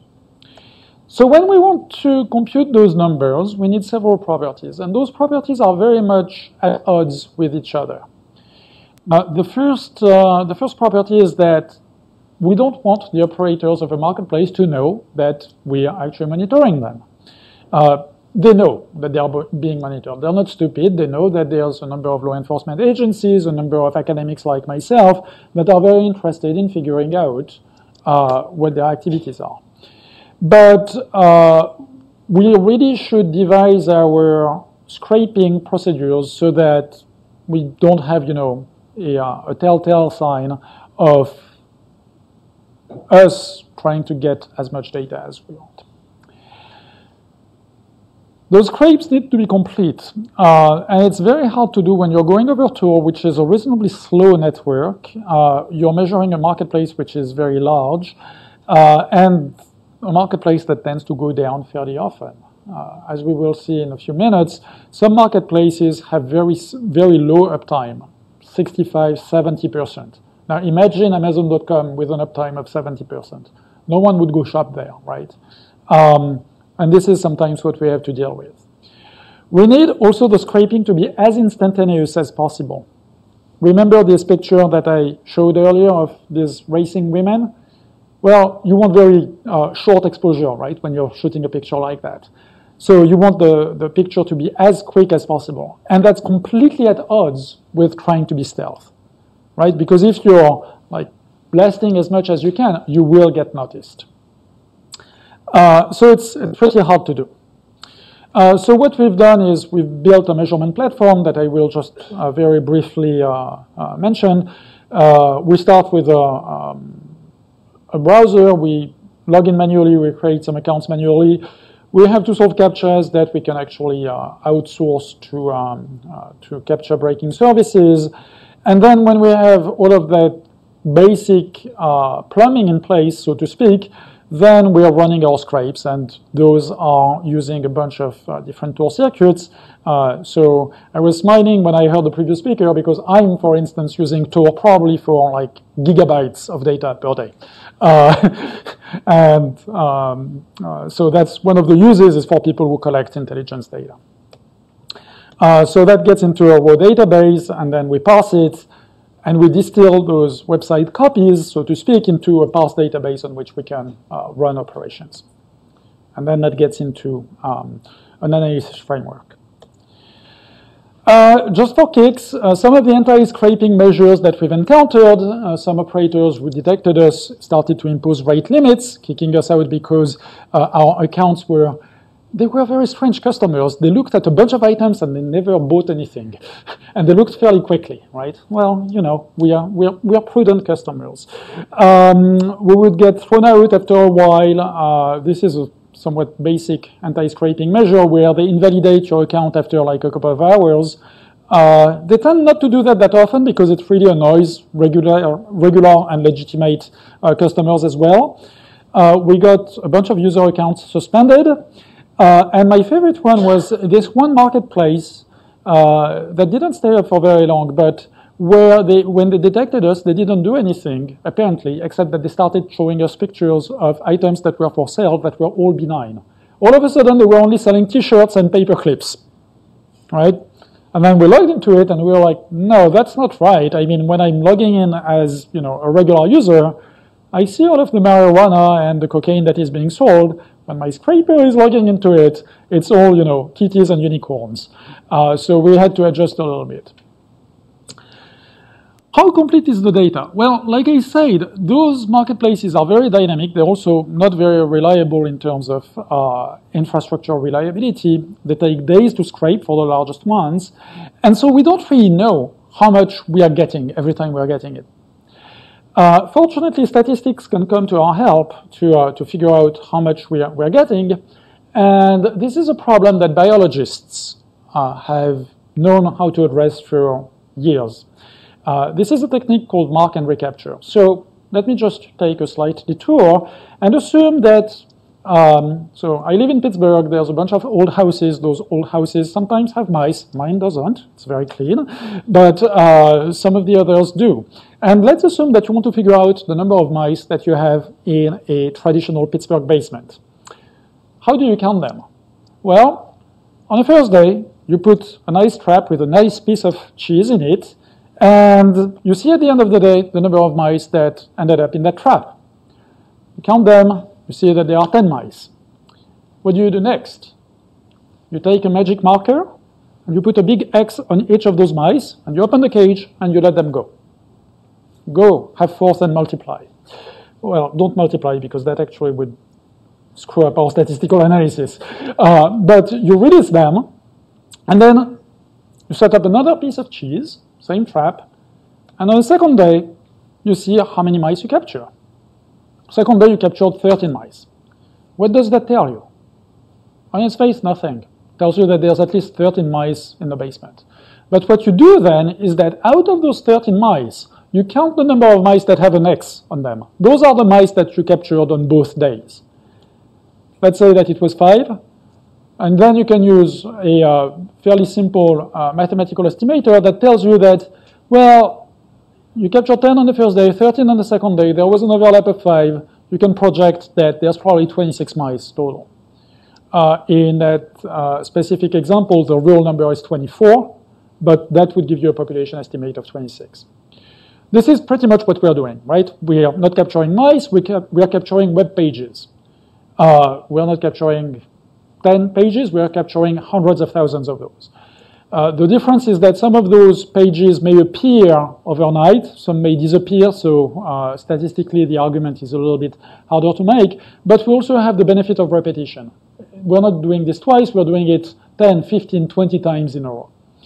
And so, using a statistical estimator, we can figure out how complete we are. And unsurprisingly, it really depends on how reliable a marketplace is.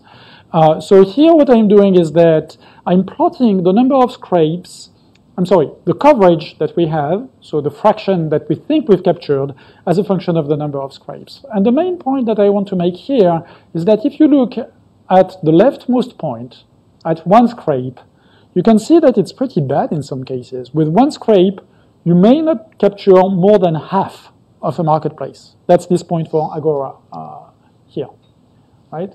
Even for the more reliable ones, like Silk Road one was, you only capture 3/4 of the website. So you need repeated measurements to be able to get a better idea of what's going on. And that's going to be important because a few studies that we've seen rely on what we call one-shot scrapes.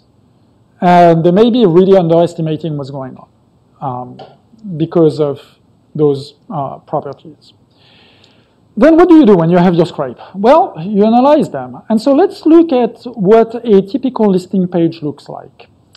This is a listing from Silk Road. It's very old. It's from a few years ago. But it's very common. I mean, it's newer marketplaces change the interface a little bit, but it always looks the same. So you've got an item title, you've got a seller name, an associated price, a description of the item, and most importantly, a set of feedback. Now, that feedback is really cool because it's very often mandatory. Much like on eBay, when you purchase something, you have to leave a piece of feedback for the seller. It's pretty much the same on those marketplaces. And that becomes an acceptable proxy for sales volume. All you need to do is to see when the feedback was issued, and that information is helpfully provided. You don't really care about the message, you don't really care about the rating, but you care about the fact that there was one piece of feedback deposited 3 days ago, 1 4 days ago, 1 7 days ago, and so forth. And that tells you roughly when sales occurred. and you know what price the item was at that time, so you can project how much revenue this item produced.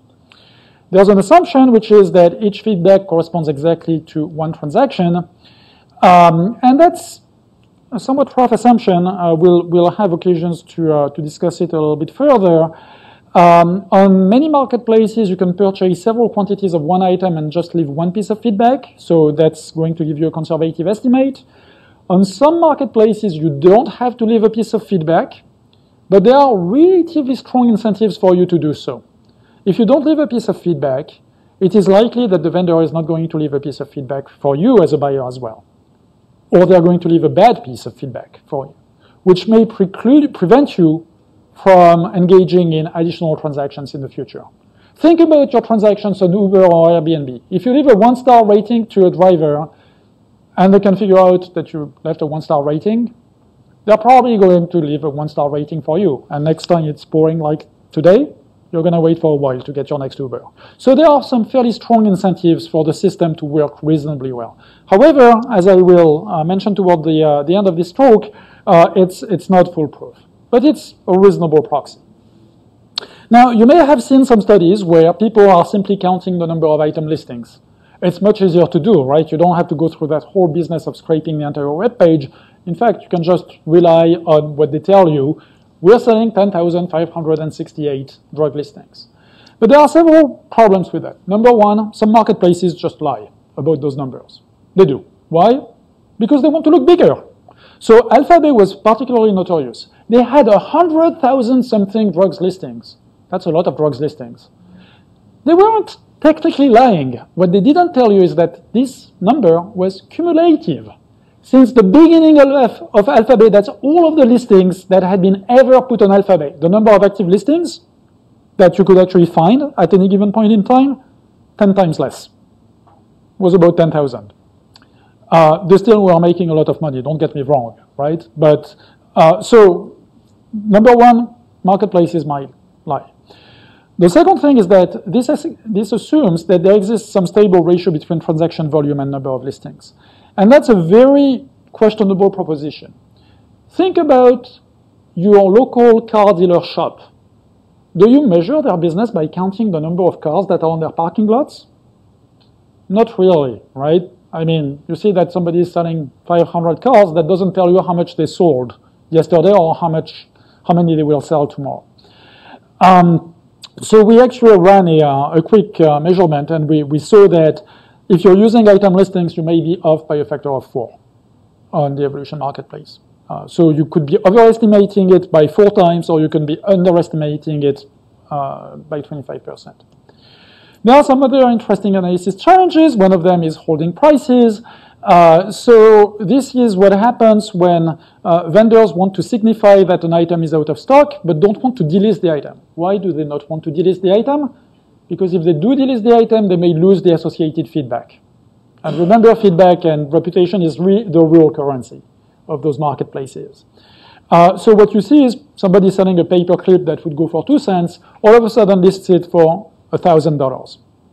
No one's going to buy that, right? So effectively, that's, I'm out of stock, don't buy this. The problem is when you're doing automated analysis, you need to be able to figure out that this is happening. Otherwise, you're going to completely poison your estimates, right? Those outliers are going to completely ruin any hopes of a meaningful estimate. So we need to look at historical prices.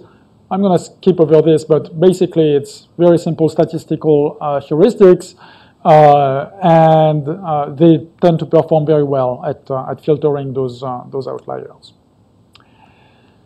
Product categories. Well, surprise, surprise, people lie about those as well. So this is something where vendors can self-select a category of items that they're selling, but we've seen somebody, for instance, selling AK-47s that was somehow listing them under potted plants.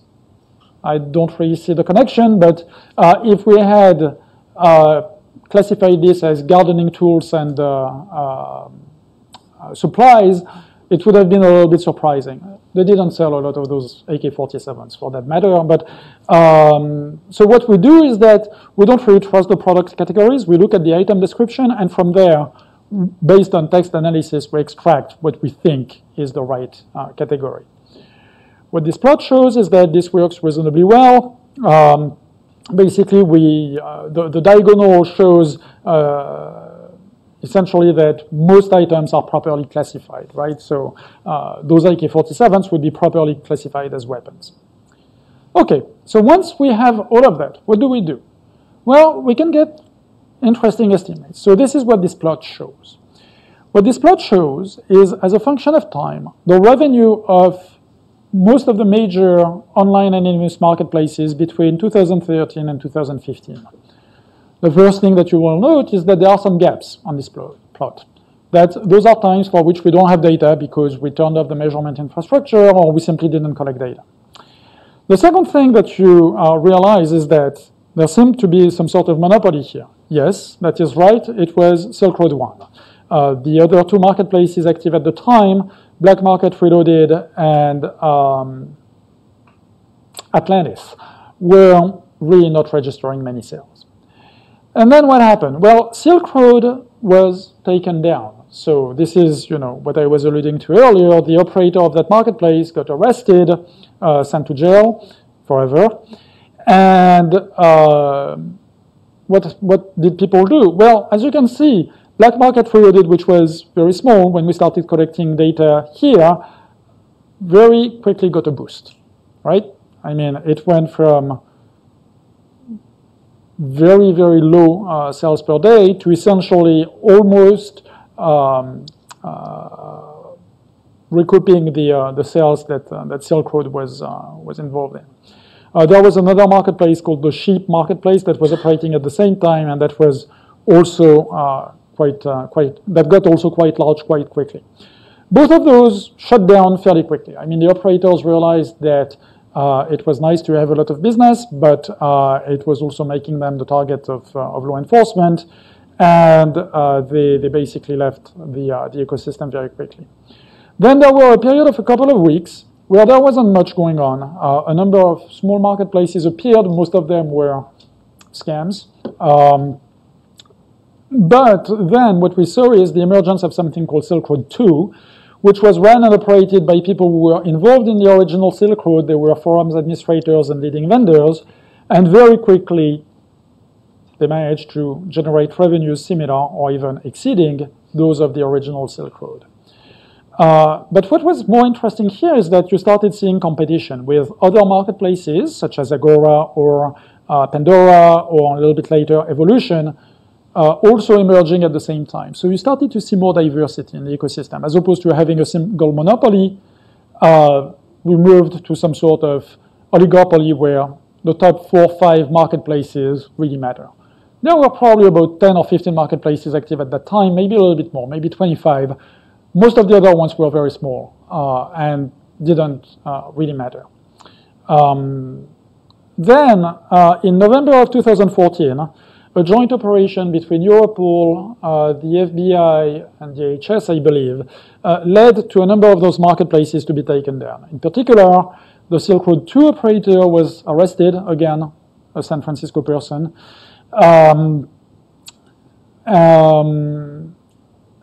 Hydra was also taken down. Hydra was based out of, the operator was in Hungary. Some of the other marketplaces got also taken down. Probably the largest one not represented on this graph was called Cloud9. So a bunch of marketplaces got taken down. But what you see is that the two that were fairly large and that didn't get taken down, namely Agora and Evolution, just got a big boost from that because, well, people participating in those marketplaces just moved to the marketplaces that were still alive. So here you see a gray area, and if you remember what I was talking about earlier about the coverage, we don't have enough coverage to make meaningful projections, so I just removed that part of the data because statistically it doesn't make sense. I mean, we just didn't have enough data to be able to project how much was there. So the main takeaway from this 2015 study was that the ecosystem as a whole was very resilient to both law enforcement takedowns and to scams. A number of those marketplaces also absconded with a lot of their customers' money. And people recover within a couple of weeks. They just decide to move to another marketplace. This is the situation as of last year, in 2017. There's a couple of other marketplaces that I'm not plotting here. There were things like Nucleus. Nucleus was actually fairly large. Black Bank and a couple of others. But I want to focus on one in particular, which was very, very large, called Alphabay.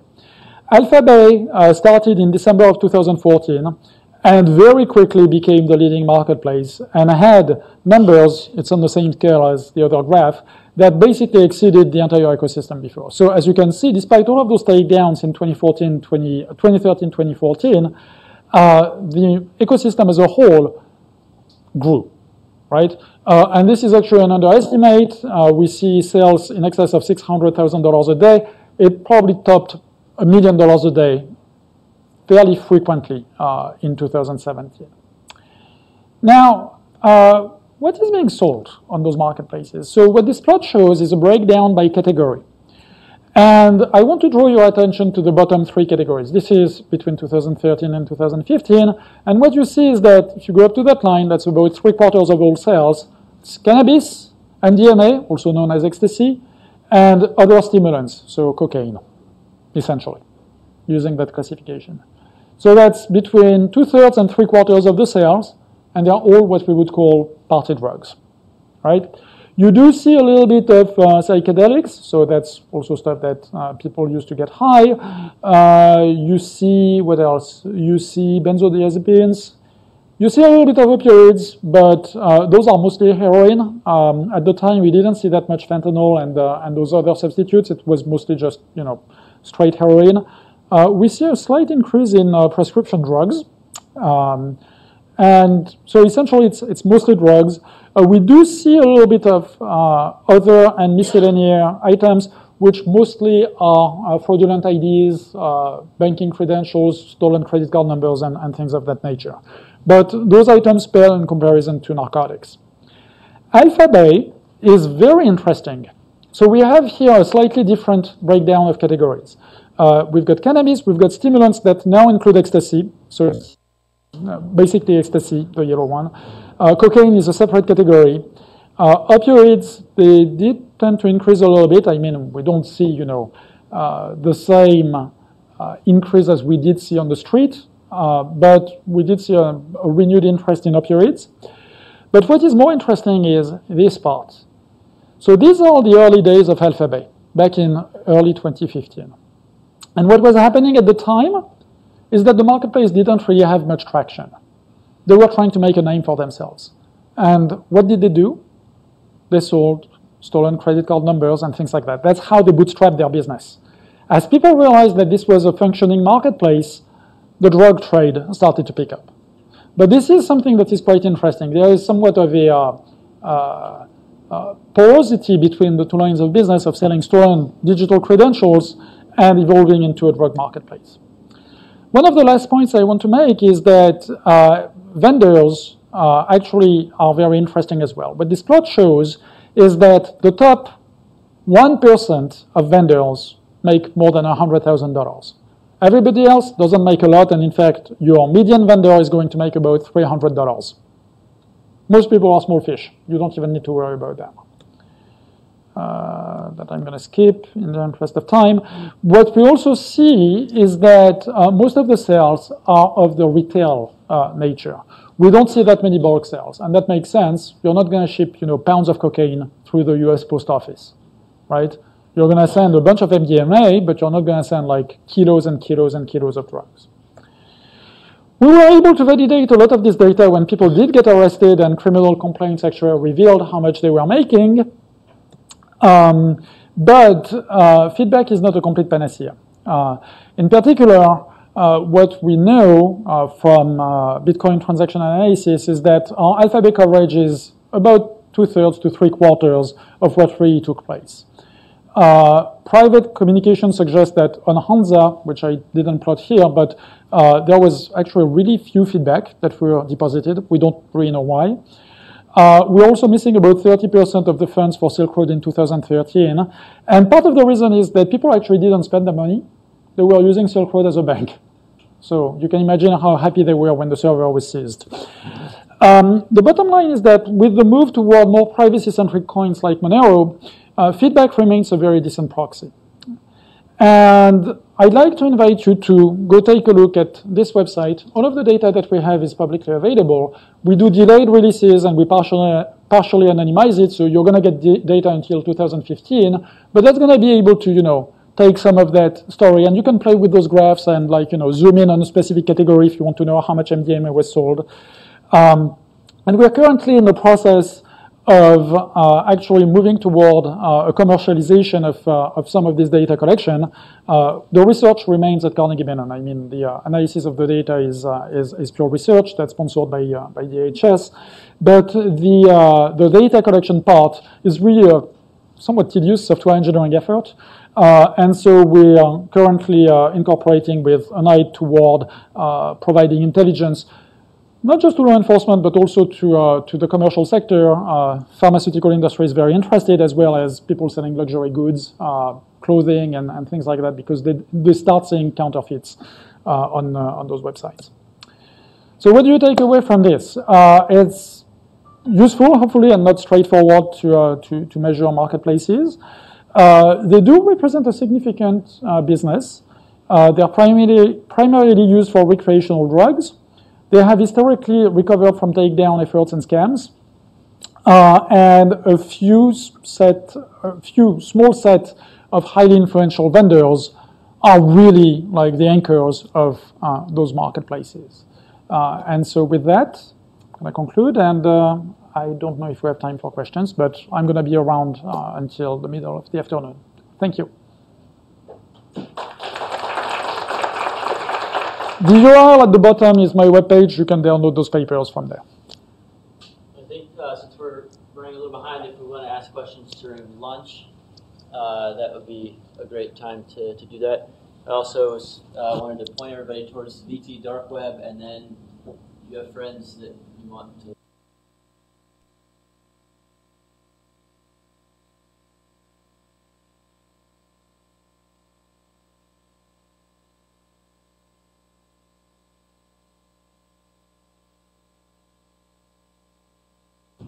Thank you.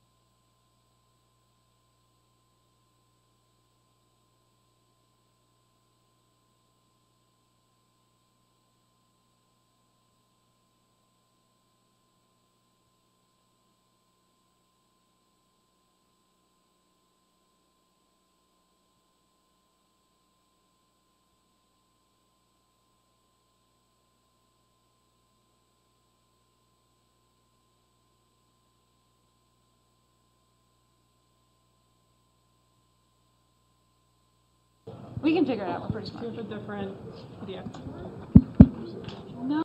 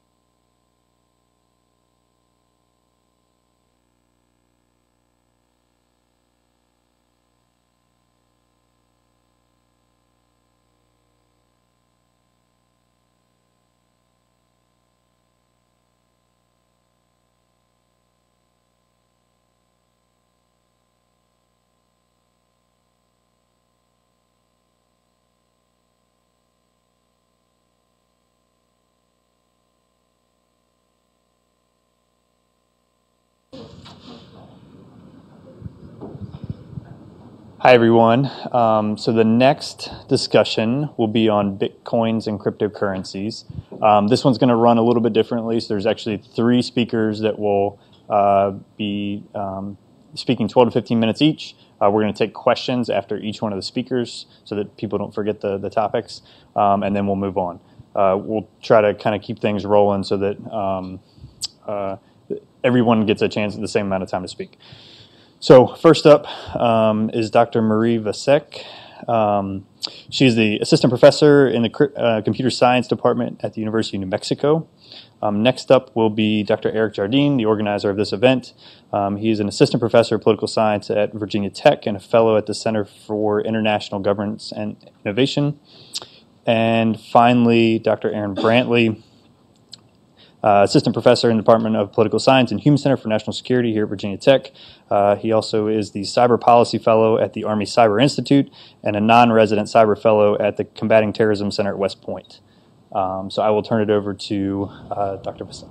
Okay, thanks for the introduction. So today I'm going to talk to you about some of my work that deals with financial crimes, particularly Ponzi schemes and those using Bitcoin in particular. Though I should say that digital currency is nothing new. In 1990, they came out with DigiCash. There's also been eGold in the 90s that was later shut down to fraud, as well as Liberty Reserve that was accused of laundering $6 billion with a B dollars before it was later shut down.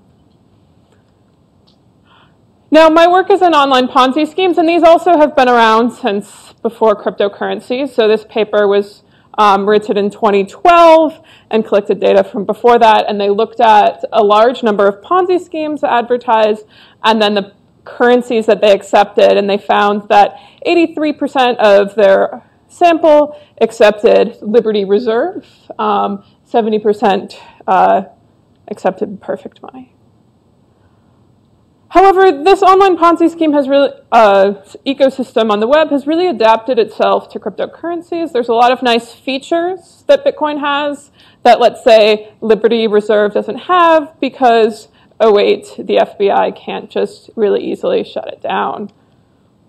So for example, you have a Ponzi scheme that looks like this.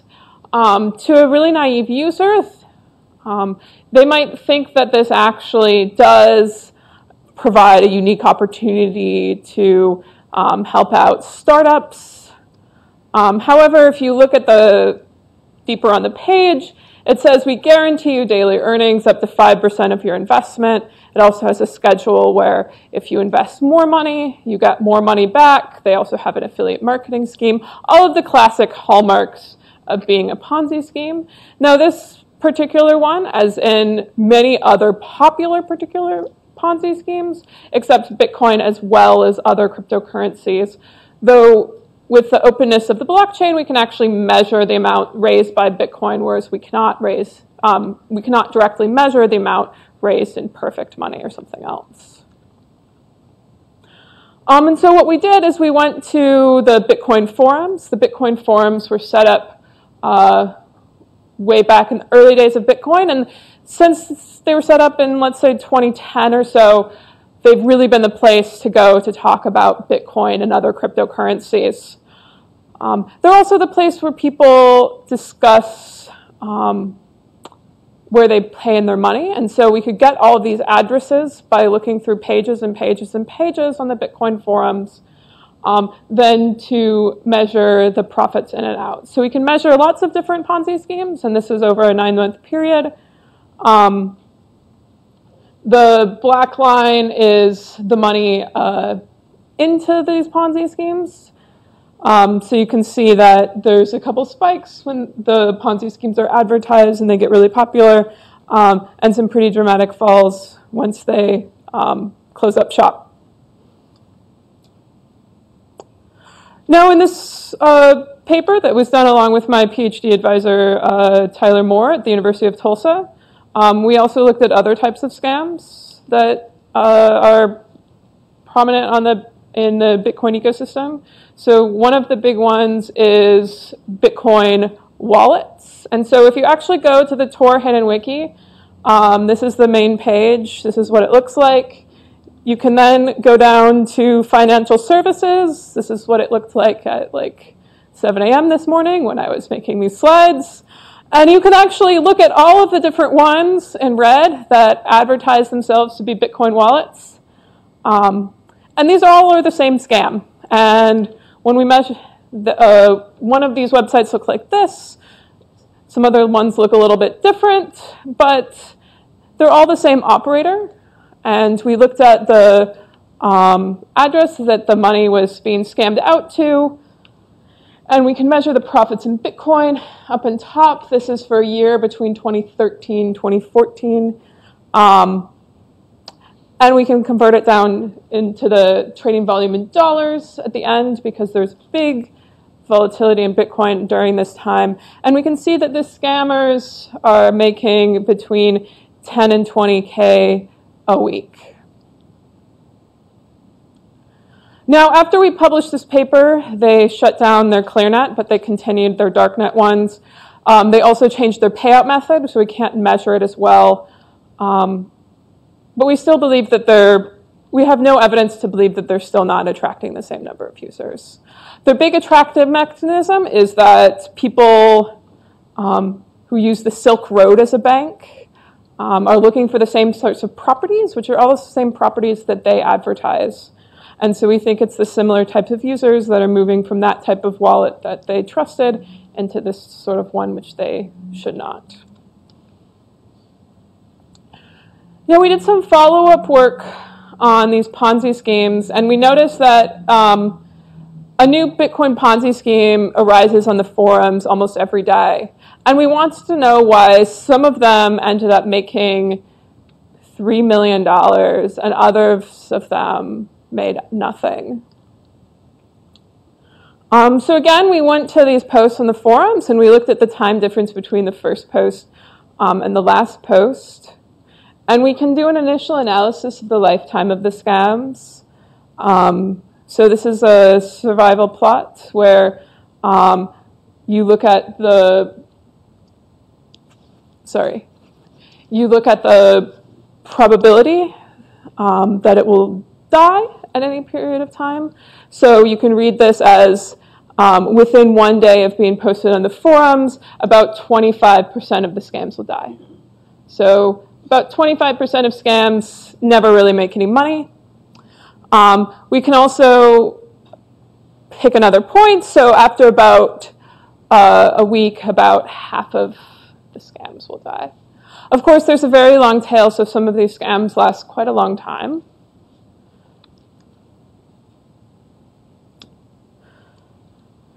Now, that's what I have to say about Ponzi schemes. Some of my current work, inspired by my previous work, is looking at the alternative currency movement. So many people have proposed alternatives to Bitcoin. However, while some of these alternatives have actual use to them, many of them we can't really find legitimate other use cases for them, and they seem to be more for speculation and for making money for the people who started the coin. So we can measure the market capitalization of all of these different currencies.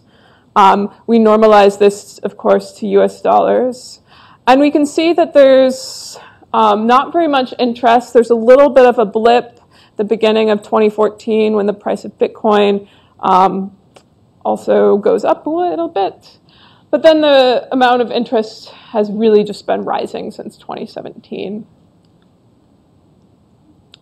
We can also go to the forums and look at the different ones that were first advertised on the forums, which we see in this orange dotted line, compared to the number that ever traded for money, which is on the black line underneath. We can see that the number advertised on the forums approximately tracks the number that ever traded, except for one notable instance, the time period between 2014 and 2015, when there were many more advertised than ever paid. That was because during this time, there was a service where you could get your own cryptocurrency for a very small number of money, and they would set it up for you. And because of this, many people proposed currencies that were all direct copies of each other, and they never went anywhere. We can also look at current events. So this is with a paper that was just accepted along with Tyler Moore and J.T. Hemrick, his PhD student, and Neil Gandel and Amir, his grad student, on the big Bitcoin burst. So Bitcoin traded for a high of over 19K on December 17th, 2017. On the upside of the bubble, so in the 52 days before that, it rose from almost $6,000 to over $19,000. And then on the downside, in the 52 days afterwards, it declined 64%. Now, in the previous times when the price of Bitcoin rose and then fell again, the price of all of the other currencies rose and then fell again. So that seems to give us this indication that they don't actually have worth outside of the price of Bitcoin. However, in this case, in 2017, we actually didn't notice this to be the case. So out of the other 63 most popular currencies, 11 of them actually went up when Bitcoin was skyrocketing down. We do notice, however, that 41 went down along with Bitcoin, and 11 of them went either up or down, but they did it in a range that was small enough not to be interesting. And that is my talk. Thank you. Okay.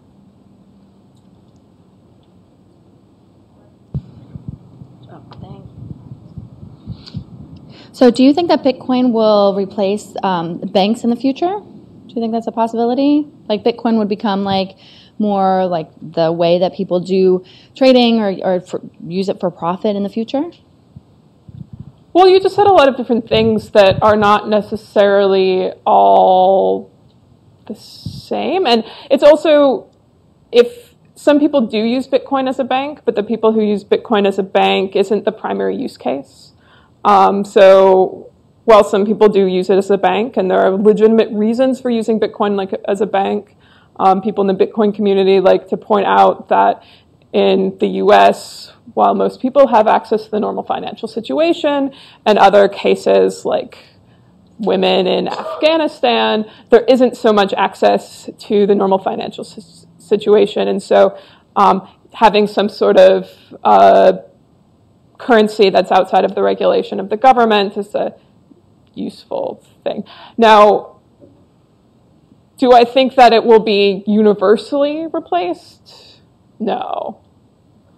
I think there's too much overhead and too many issues that we haven't really dealt with. There's also lots of uses for not having a global bank that everybody uses.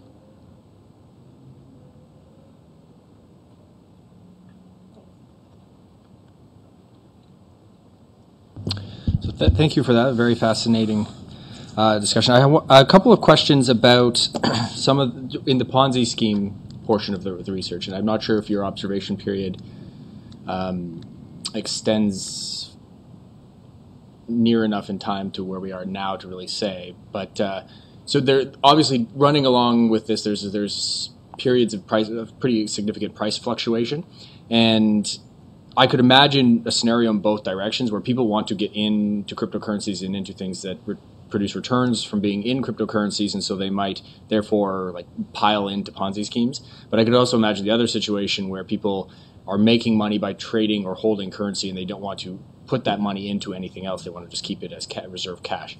And so I guess the sort of question I would ask is, did you observe any sort of association between the fluctuation in currency prices for, say, Bitcoin and participation in any of these Ponzi schemes? Yeah, so this was 2013, 2014, and so this was a period where when Bitcoin got popular, the price went up and people started hearing more about the Ponzi schemes. So we think that that's more of the mechanism there. So we do notice that to some effect.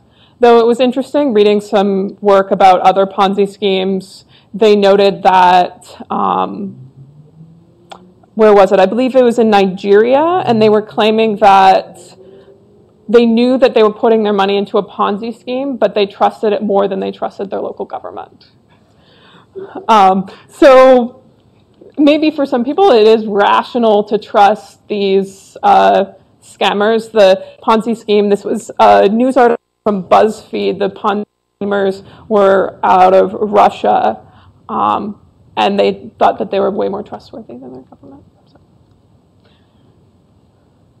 I've also, I just recently got my PhD from the University of Tulsa, and the Tulsa Bitcoin meetup was actually started by 2 women that were advertising their Ponzi scheme. And so I went, and when we were talking about the fact that, this scheme that they were talking about was a Ponzi scheme, one of the women said that she knew that it was a Ponzi scheme, but if she didn't have a certain amount of money by the end of the month, it really didn't matter if she had $500 or not. So there are some reasonable reasons to invest in Ponzi schemes, though they're definitely not the norm.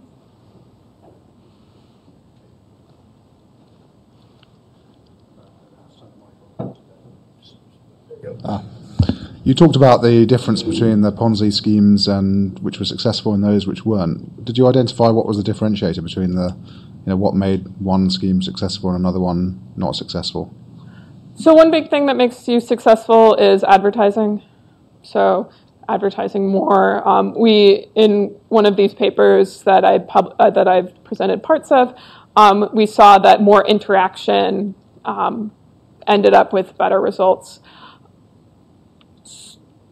In other work in the Ponzi scheme literature, offering lower rates of return gives you a higher way. There's some ways that people measure the quality. So if you have a better website, it has better uptime at the beginning, those sorts of things. We also noticed in this paper, we broke it out by different scams. So this is like 9 aggregated together. But when we took them apart, we looked at the individual transactions and we noticed that it was quite common that they didn't need a lot of people investing in their scheme to be profitable. They needed just one guy to invest 12 Bitcoin, and then they were home free. So thank you to Dr. Pasek. Next up is Dr. Jardine. And we should have some time for additional questions at the end. So if you have more questions, just remember them and we'll bring everybody up at the end.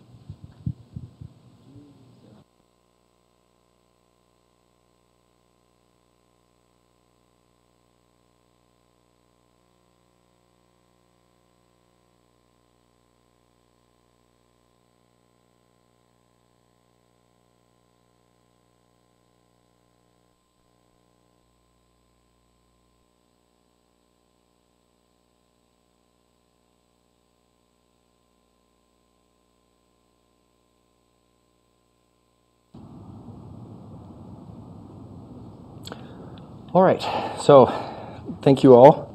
And my talk today is going to parallel some of the themes that sort of have come up in both Nicholas and Marie's presentations in terms of this substitution effect that seems to be occurring away from Bitcoin on broader dark web platforms towards other types of cryptocurrencies.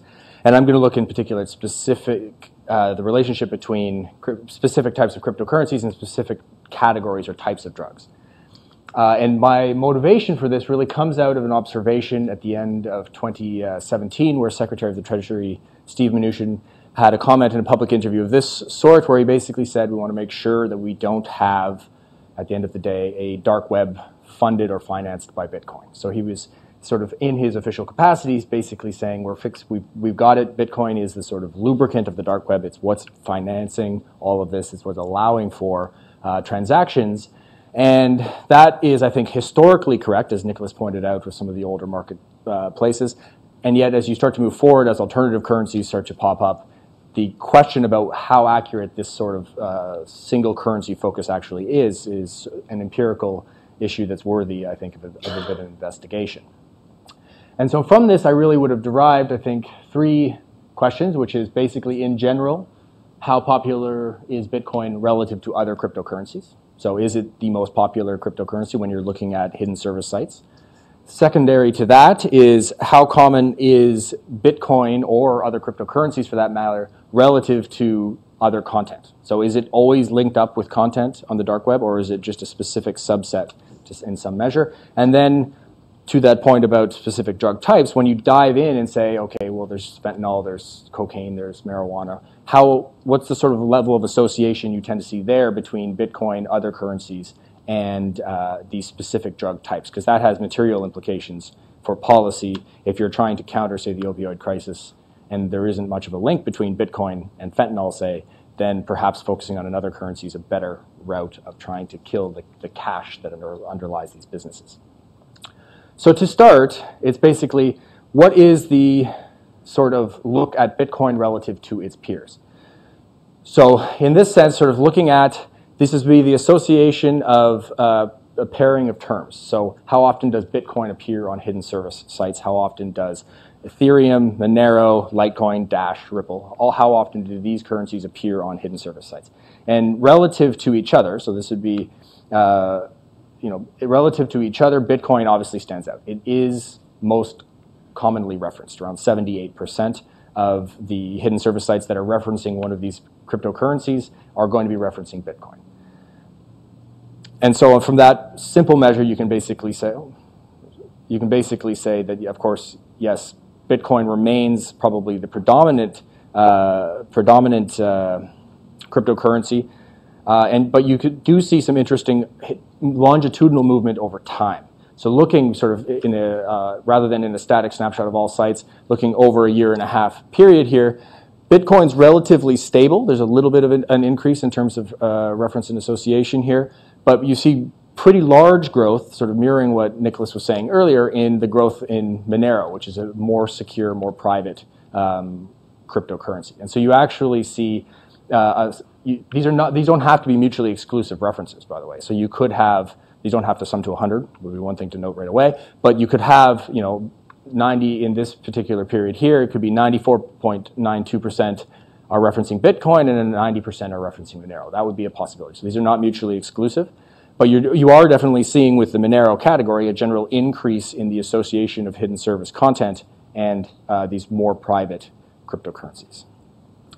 And so the answer to that first question, is Bitcoin relatively popular? Absolutely, it's relatively popular across all dark web content. And so then the more specific question is, when we start to dive into, say, drugs and the associations there, do we see the same sort of pattern bearing itself out? And so the first thing to sort of think about is generally what kind of references to drug-related categories are we seeing on hidden service sites? And again, paralleling what Nicholas was mentioning earlier, weed, cocaine, pills, ecstasy, meth, these are sort of the high-frequency terms. So these are not specifically just dark web markets. These are dark web markets plus other hidden services sites that might be talking about but not actually vending this material. So this is sort of a broader picture rather than a specific market-centric picture. But we're seeing the same sort of lineup that Nicholas was finding across those 15 dark web markets that he was crawling before. So with that sort of information in mind, what you can then do is basically say, okay, within these drug categories, what is the sort of association that we're seeing of these various drug types and specific cryptocurrencies? And so the big question that I was really interested in light of what Secretary Mnuchin was saying, was basically, is Bitcoin the one popping up all the time in association with these various drug categories, or are other currencies often popping up with more regularity? And so what I ended up doing was looking for those sorts of associations. Oop, a little too fast. Those sorts of associations. And in this figure, what we have is Bitcoin is the baseline. So these are deviations in terms of the frequency of occurrence between the drug category and the reference to the cryptocurrency relative to what the frequency with which Bitcoin is paired with those terms. So Bitcoin is essentially 0, and these are all deviations from how often Bitcoin is referenced relative to these types.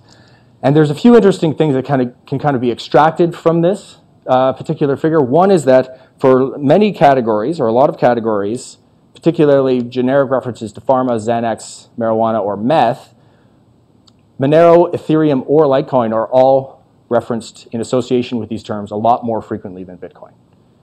So in that sense, Bitcoin may still be, in the broader ecosystem sense, more commonly referenced, but in terms of these specific categories, other cryptocurrencies are appearing a lot more frequently. For in a U.S. public policy sense, one thing that's quite interesting to note is that when you sort of dive in on the opioid crisis in particular and look at the fentanyl category, relative to references to Bitcoin, Monero, that more private currency, is actually about 150% more commonly referenced in association with the term fentanyl. And so it sort of suggests as a preliminary cut that if you wanted to try to be countering the opioid addiction crisis and you wanted to try to do so by doing blockchain analysis on Bitcoin or something like that, you might get a little bit of traction, for sure, but you'd probably get more traction if you were able to somehow compromise or figure out the identity of users of Monero. That's a more complicated and difficult task, to be sure, but it is sort of suggestive of the idea that there's more bang for your buck to be had in other currency types, potentially, depending on the drug that you want to be trying to counter in particular. So in terms of policy implications, and to return sort of to those questions that I posed in the beginning, or sort of extracted out of Secretary Mnuchin's comments, you first have the idea that Bitcoin does remain relatively popular. So in a broad sort of, no differentiation sense, if you wanted to say what is the big currency on the dark web, it is still Bitcoin. There's a variety of plugins and tools like mixers and tumblers and these sorts of things that make Bitcoin a little bit more anonymous that can be used. And so I don't think Bitcoin is going to drop to zero in terms of its usage on the dark web, but it definitely remains a fairly large proportion in big generic terms. When you sort of scale down and you start to look specific drug types, as we did with that last slide there, you start to see a bit of a different story emerging in terms of the co-association of the specific terms to do with drugs and the specific references to specific cryptocurrencies. And there you start to see a lot of differentiation where specific drug types are actually referencing or sort of coincidental in terms of what's appearing on the site with other types of cryptocurrencies. And this is suggesting that there possibly is this movement, sort of demonstrated with the growth in Monero over time, toward other currencies as those who are conducting sort of illegal drug sales and that sort of thing are getting wise to the idea that Bitcoin is pretty easy to at least partially de-anonymize and has this quite a large weak link at the exchange points where you have to convert real dollars into cryptocurrencies or vice versa.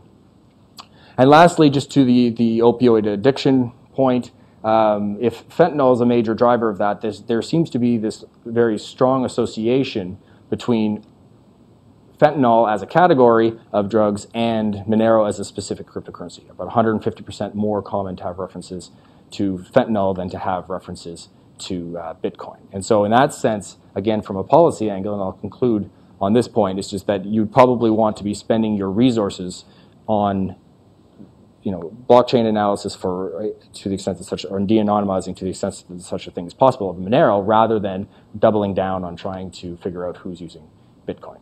It may be a lower hanging fruit, but you may get less bang for your buck in a specific category of drugs. And so that is it.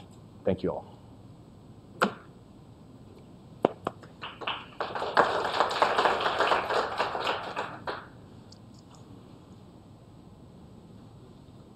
Just a quick question.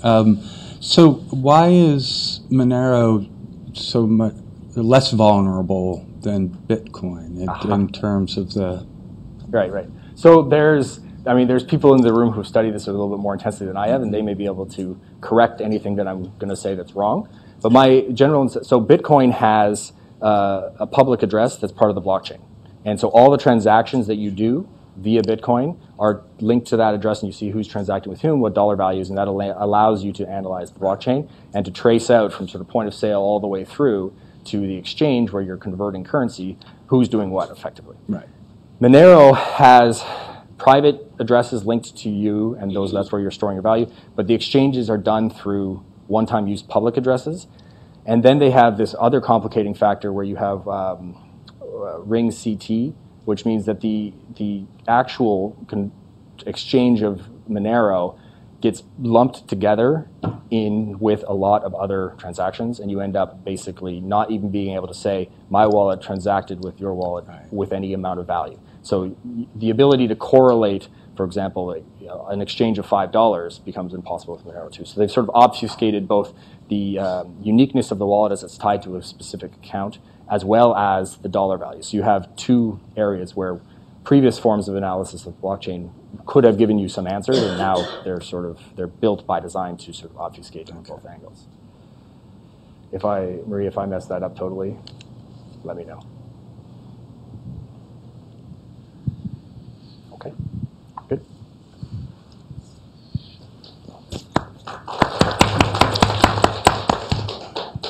Next we have Dr. Aaron Brantley. Using your own computer to make slides? I did. Here's the mic. Do you have VGA? No, HDMI.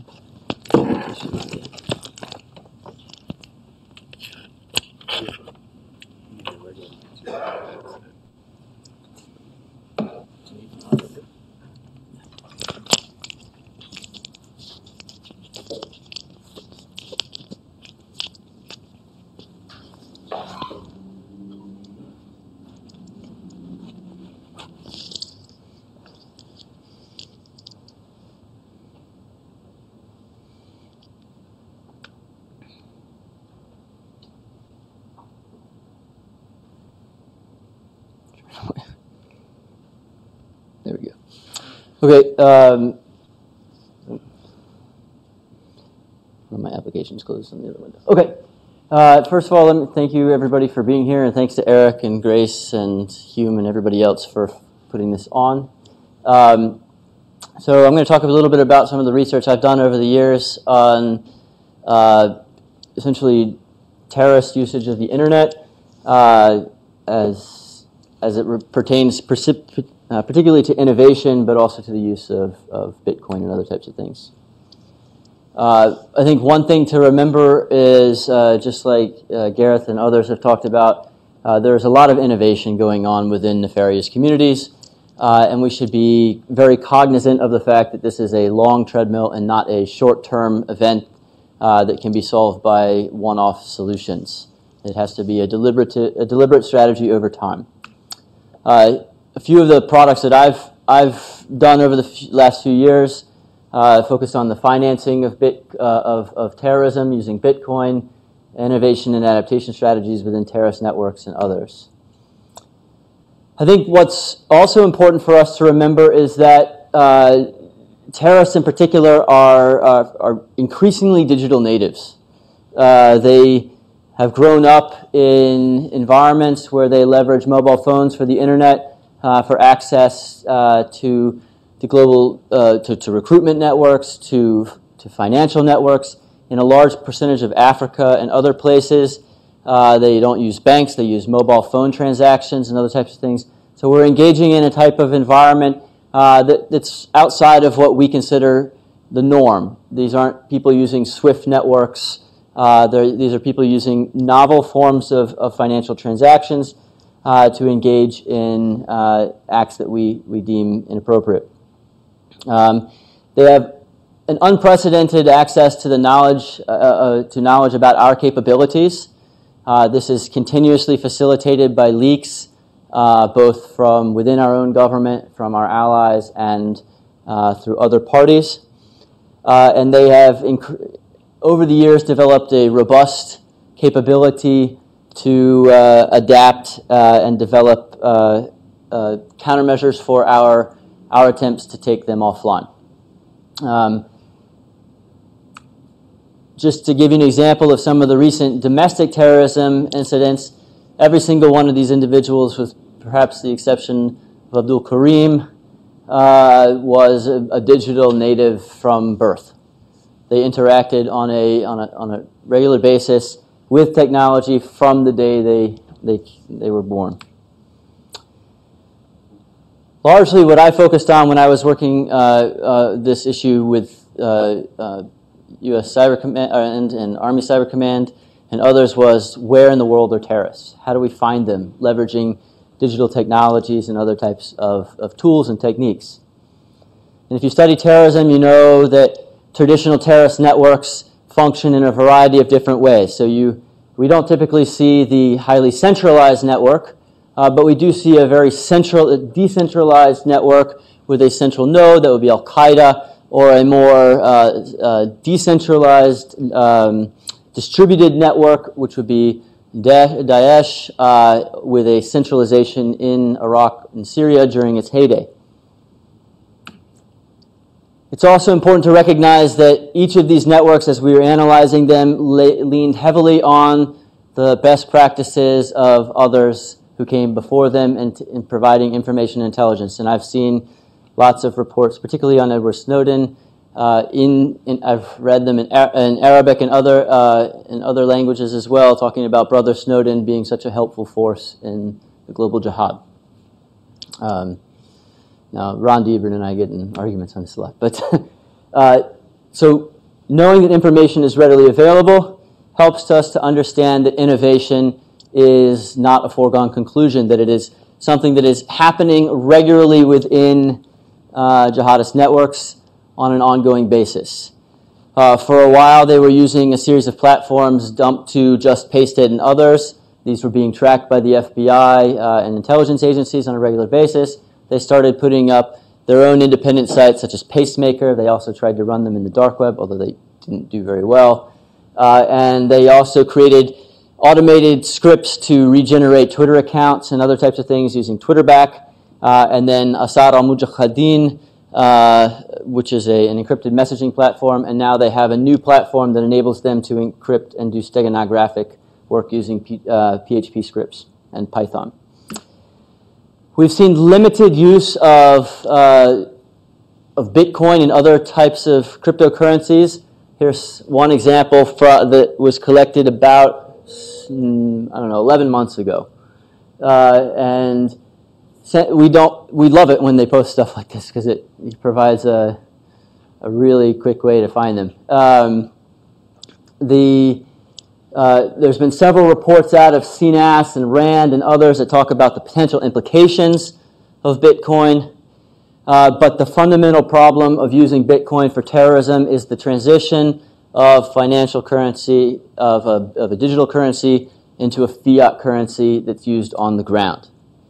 So if I'm going to buy weapons and I can trade with Bitcoin, perhaps, but I still have to at some point be able to get cash back in, or I have to get cash back out. This is a fundamental problem of current cryptocurrencies, particularly in areas where crypto exchanges are not as easily accessible. So, for instance, if I take in large amounts of money for oil transactions on the Syrian-Turkish border, I have to somehow convert that money into a cryptocurrency and get it back out again to do the money laundering chain. So this is why Bitcoin is not a sole technology. It is part of a package. And so if I'm going to engage in the process of money laundering, if I'm going to engage in recruitment, if I'm going to engage in financial network fraud and other types of activities, I have to engage in secure communications or operational security online. And so you see, these are some of the posts from 2015-16 timeframe run through the tech of the Islamic State, talking about how to leverage Tor, how to leverage Wickr, Telegram, Signal, how to somewhat securely leverage Twitter, and other types of activities. We also see, just for reference, we also see the usage of these same technologies to do doxing campaigns, to provide information, again, to do counter messaging and information operations against U.S. personnel, foreign personnel, including the Saudis, the Iranians, and others. So here's some families of soldiers being posted online. I've redacted their addresses and stuff. And then databases. So collected a ton of stuff on this. There's a lot of stuff up there. Also saw, this is a now defunct website that was run out of eastern Ukraine. I actually found it by going through jihadist forums, and they were selling weapons on there in Bitcoin and other types of things. This has now been shut down. There's a few other ones that have come up in its place, but nothing with the type of heavy weaponry that this one particularly offered. We should expect to see the technical capability of non-state actors increase, both with their communications and sophisticated ease of use. We should expect them to use increasingly higher levels of encryption. And we will see this across the board. And it's going to be a continuous cat and mouse game, particularly on the encryption side, moving forward. We should also expect them to continue to share the information about how to leverage these things, but we should also expect that just because they're sharing the information doesn't mean that they're going to do it well. So for those of you who've used Tor, we had a Hume National Security Project. One of our teams was using Tor to attack honeypots, and we were able to identify where they were coming from in Blacksburg. And so it's a lot harder than it looks to maintain digital OPSEC, but they're trying. They put it in these various different forums. We should also expect to see the purchase of services for hire from non-state groups, terrorist organizations, and others. Here's personal hacking services that are available on the dark web. This is a screenshot I took. And then we should see, we've seen, although it hasn't been pervasive, movement of and use of the dark web for recruitment sites and others, but it's, as most of you know, it's hard to find hidden services in the dark web without posting them publicly. And this one also had several mistakes and flaws associated with it that allowed it to be identified.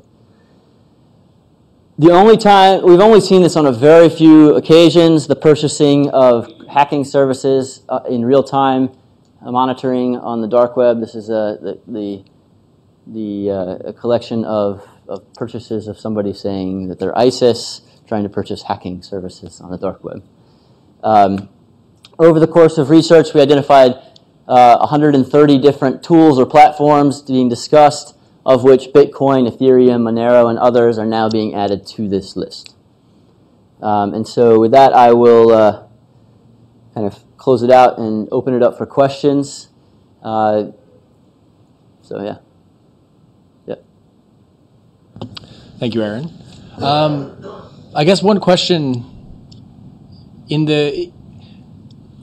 how do I phrase this? So, on the clear web, you've got like GoFundMe pages. Mm-hmm.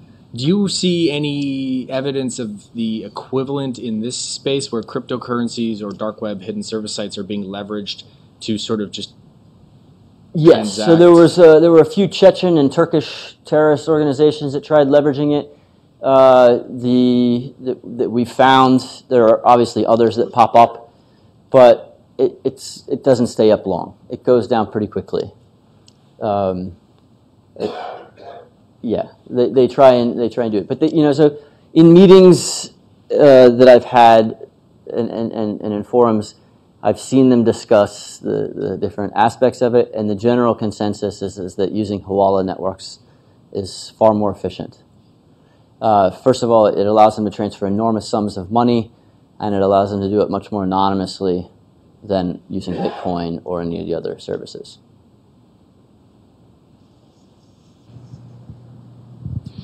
I noticed you had one of the last slides was an I2P screenshot. Yes. Do you see a specific dark web network that is more prominent for terrorist activities than others?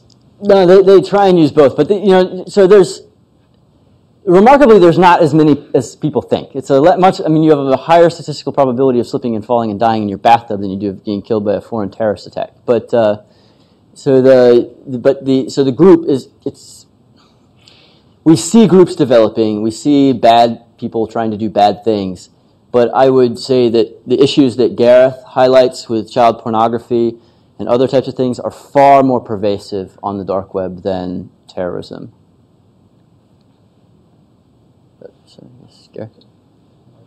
That's probably a silly question because I'm not sure you'll be able to answer it, but you talked about one of the encryption tools they were using very early on. I can't remember what you said it was called. Asrar al-Mujahideen. So that went through about 14 different versions. They're now in a new version of it. Is it that, I'd read that like the early versions had vulnerabilities in them and possibly allies and is deploying sort of backdoored versions. Yeah, so the earlier versions did have substantial vulnerabilities in them. They have gotten substantially better over time. They're using a new steganographic platform, which is a build-on capability it's essentially the next version of TrueCrypt, but they're using Python to do steganographic sending of messages in the open. And so it's a fascinating thing. Yeah, okay, thank you. In the back.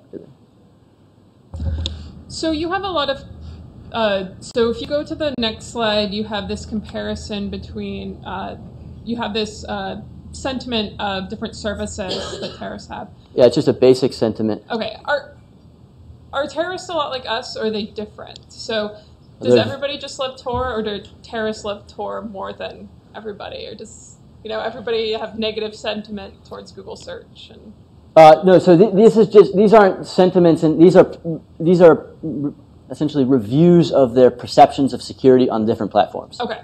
So positive review, negative review, very categorical, broad bunch. How does it compare to a more general population? So it's very much like the general population, except I'd say that they're a little bit more leaning towards technical savvy. Okay. But the overall assessment is that there's a fairly normal distribution if skewed towards the technical side. Okay, thanks.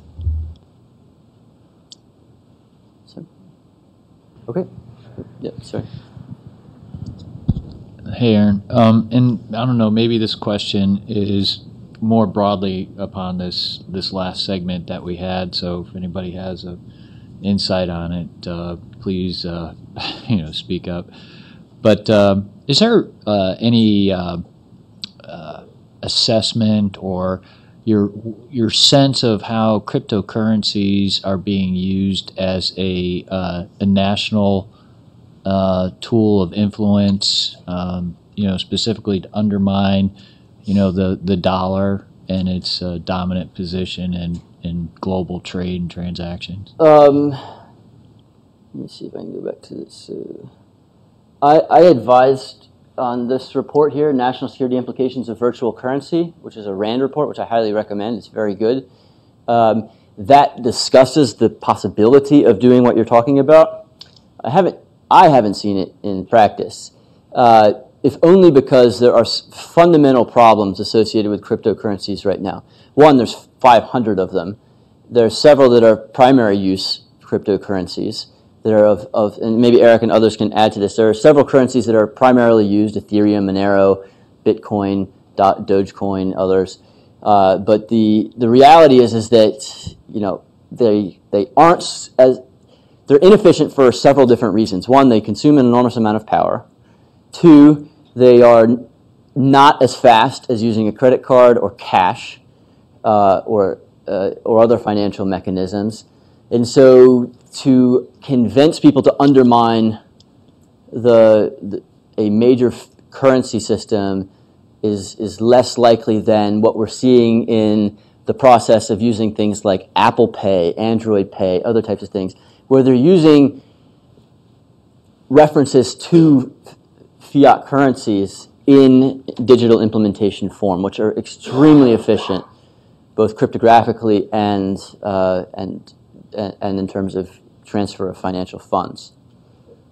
We've seen this in China in particular. Somebody was talking yesterday about Chinese financial transactions. This is going to be it's going to take over China's financial transactions, Sweden and other places as well. To add on a few thoughts, I think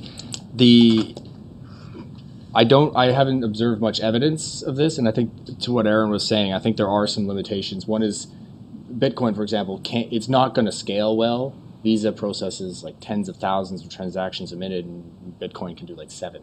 And so it can't hit a level where it could fundamentally challenge the dollar, I don't think, from a technical scale point of view yet. I mean, maybe eventually a currency at some point might be able to do that, but not at this point. The other thing is I think one of the macroeconomic sort of motivators of what people like about currencies is a degree of stability. That if you have sort of hyper fluctuations, most people shy away from that, or the mass amount of people will shy away from that. And cryptocurrencies, kind of, as we've seen, are so volatile that its ability to substitute for something like the U.S. dollar is, I think, pretty questionable. Because the value of the U.S. dollar really as a global benchmark is not its fluctuation, but its stability. That it is effectively the reserve of the world. And I don't think something that fluctuates a lot will be able to displace that. That being said, one challenge, and I haven't read this report, but would certainly like to. But the one challenge I could see is using that very fluctuation as a tool, a sort of a macroeconomic tool of economic warfare. That if you had the money to do it, you could start to do pump and dump schemes on a large scale, and then you could see consumers flooding in, and you could, if you saw a big enough Bitcoin crash, you could wipe out tremendous amounts of value really, really quickly, and it would probably be clustered in rich Western countries. So it wouldn't be as specifically targeted just the U.S., but it could be. I mean, there's some fundamental challenges with cryptocurrencies, right? So you were talking about Liberty Reserve earlier. Liberty Reserve is a fascinating currency because they did have a quasi-anonymous ledger system in the center of the thing. So it wasn't. So Bitcoin is fully decentralized, non-trust-based system. Liberty Reserve managed a centralized system which allowed the Secret Service to go in and break them apart. There's a great report on the CTC website about this one, run through the Secret Service. But the problem is that in order for cryptocurrencies to function in a meaningful way, you have to have a sufficient amount of people within the network to manage it, to enable the non-trust-based transaction scheme. So when you hear about blockchain of any type, if we're talking about blockchain usage in terms of small-scale blockchain usage, that doesn't function efficiently for security purposes because it no longer matches the requirements set out by, quite eloquently by Satoshi Nakamoto in his paper, which establishes that you need a certain large scale of network in order to manage the non-trust-based calculations associated with it. And so even when you go into other types of mechanisms to do this, you start losing these trust-based credentials associated with it. And I think one of the examples I talked about yesterday at the Senate was in the early 2000s, 2010, 2014, somewhere in that range, one of the major blockchain wallets had accumulated enough computational power to become a 51% computational force within the blockchain. And they actually withdrew systems until the network grew larger so that they wouldn't be able to double transact within the blockchain. Now, it's still technically possible to double solve a problem in the blockchain. It's probabilistically difficult, immensely probabilistically difficult. So if two computers solve the proof of concept at the same time and send that out to the network, and for some reason they both hit 50% of the network at the exact same time, that would cause a fundamental challenge in the blockchain. But the larger the network is, the much more difficult that becomes. Does that make sense? So, Satoshi's paper is really readable, by the way, so if anybody's interested, it's a great paper to read. Okay. Good. Yep. Well, thank you to all three of our panelists. I will turn it back over to Dr. Jardine. Sure. Thank you. So, all right, so now we're going to move into lunch. We're a little bit ahead of schedule, which is always surprising at a conference, but we are. So lunch is going to be sandwiches, salads, cookies, pop, water, coffee, all that out here. And there are a series of smaller rooms out there as well, and those are all going to be opened and reserved for us. So if you wanted to take a seat to eat your sandwich and all that, those are the spaces to do that if you don't want to just mill around and stand by the main table. So all of that will be out there.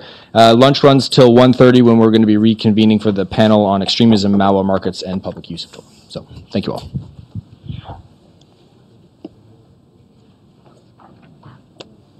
How's life? Okay. Not bad. Yeah.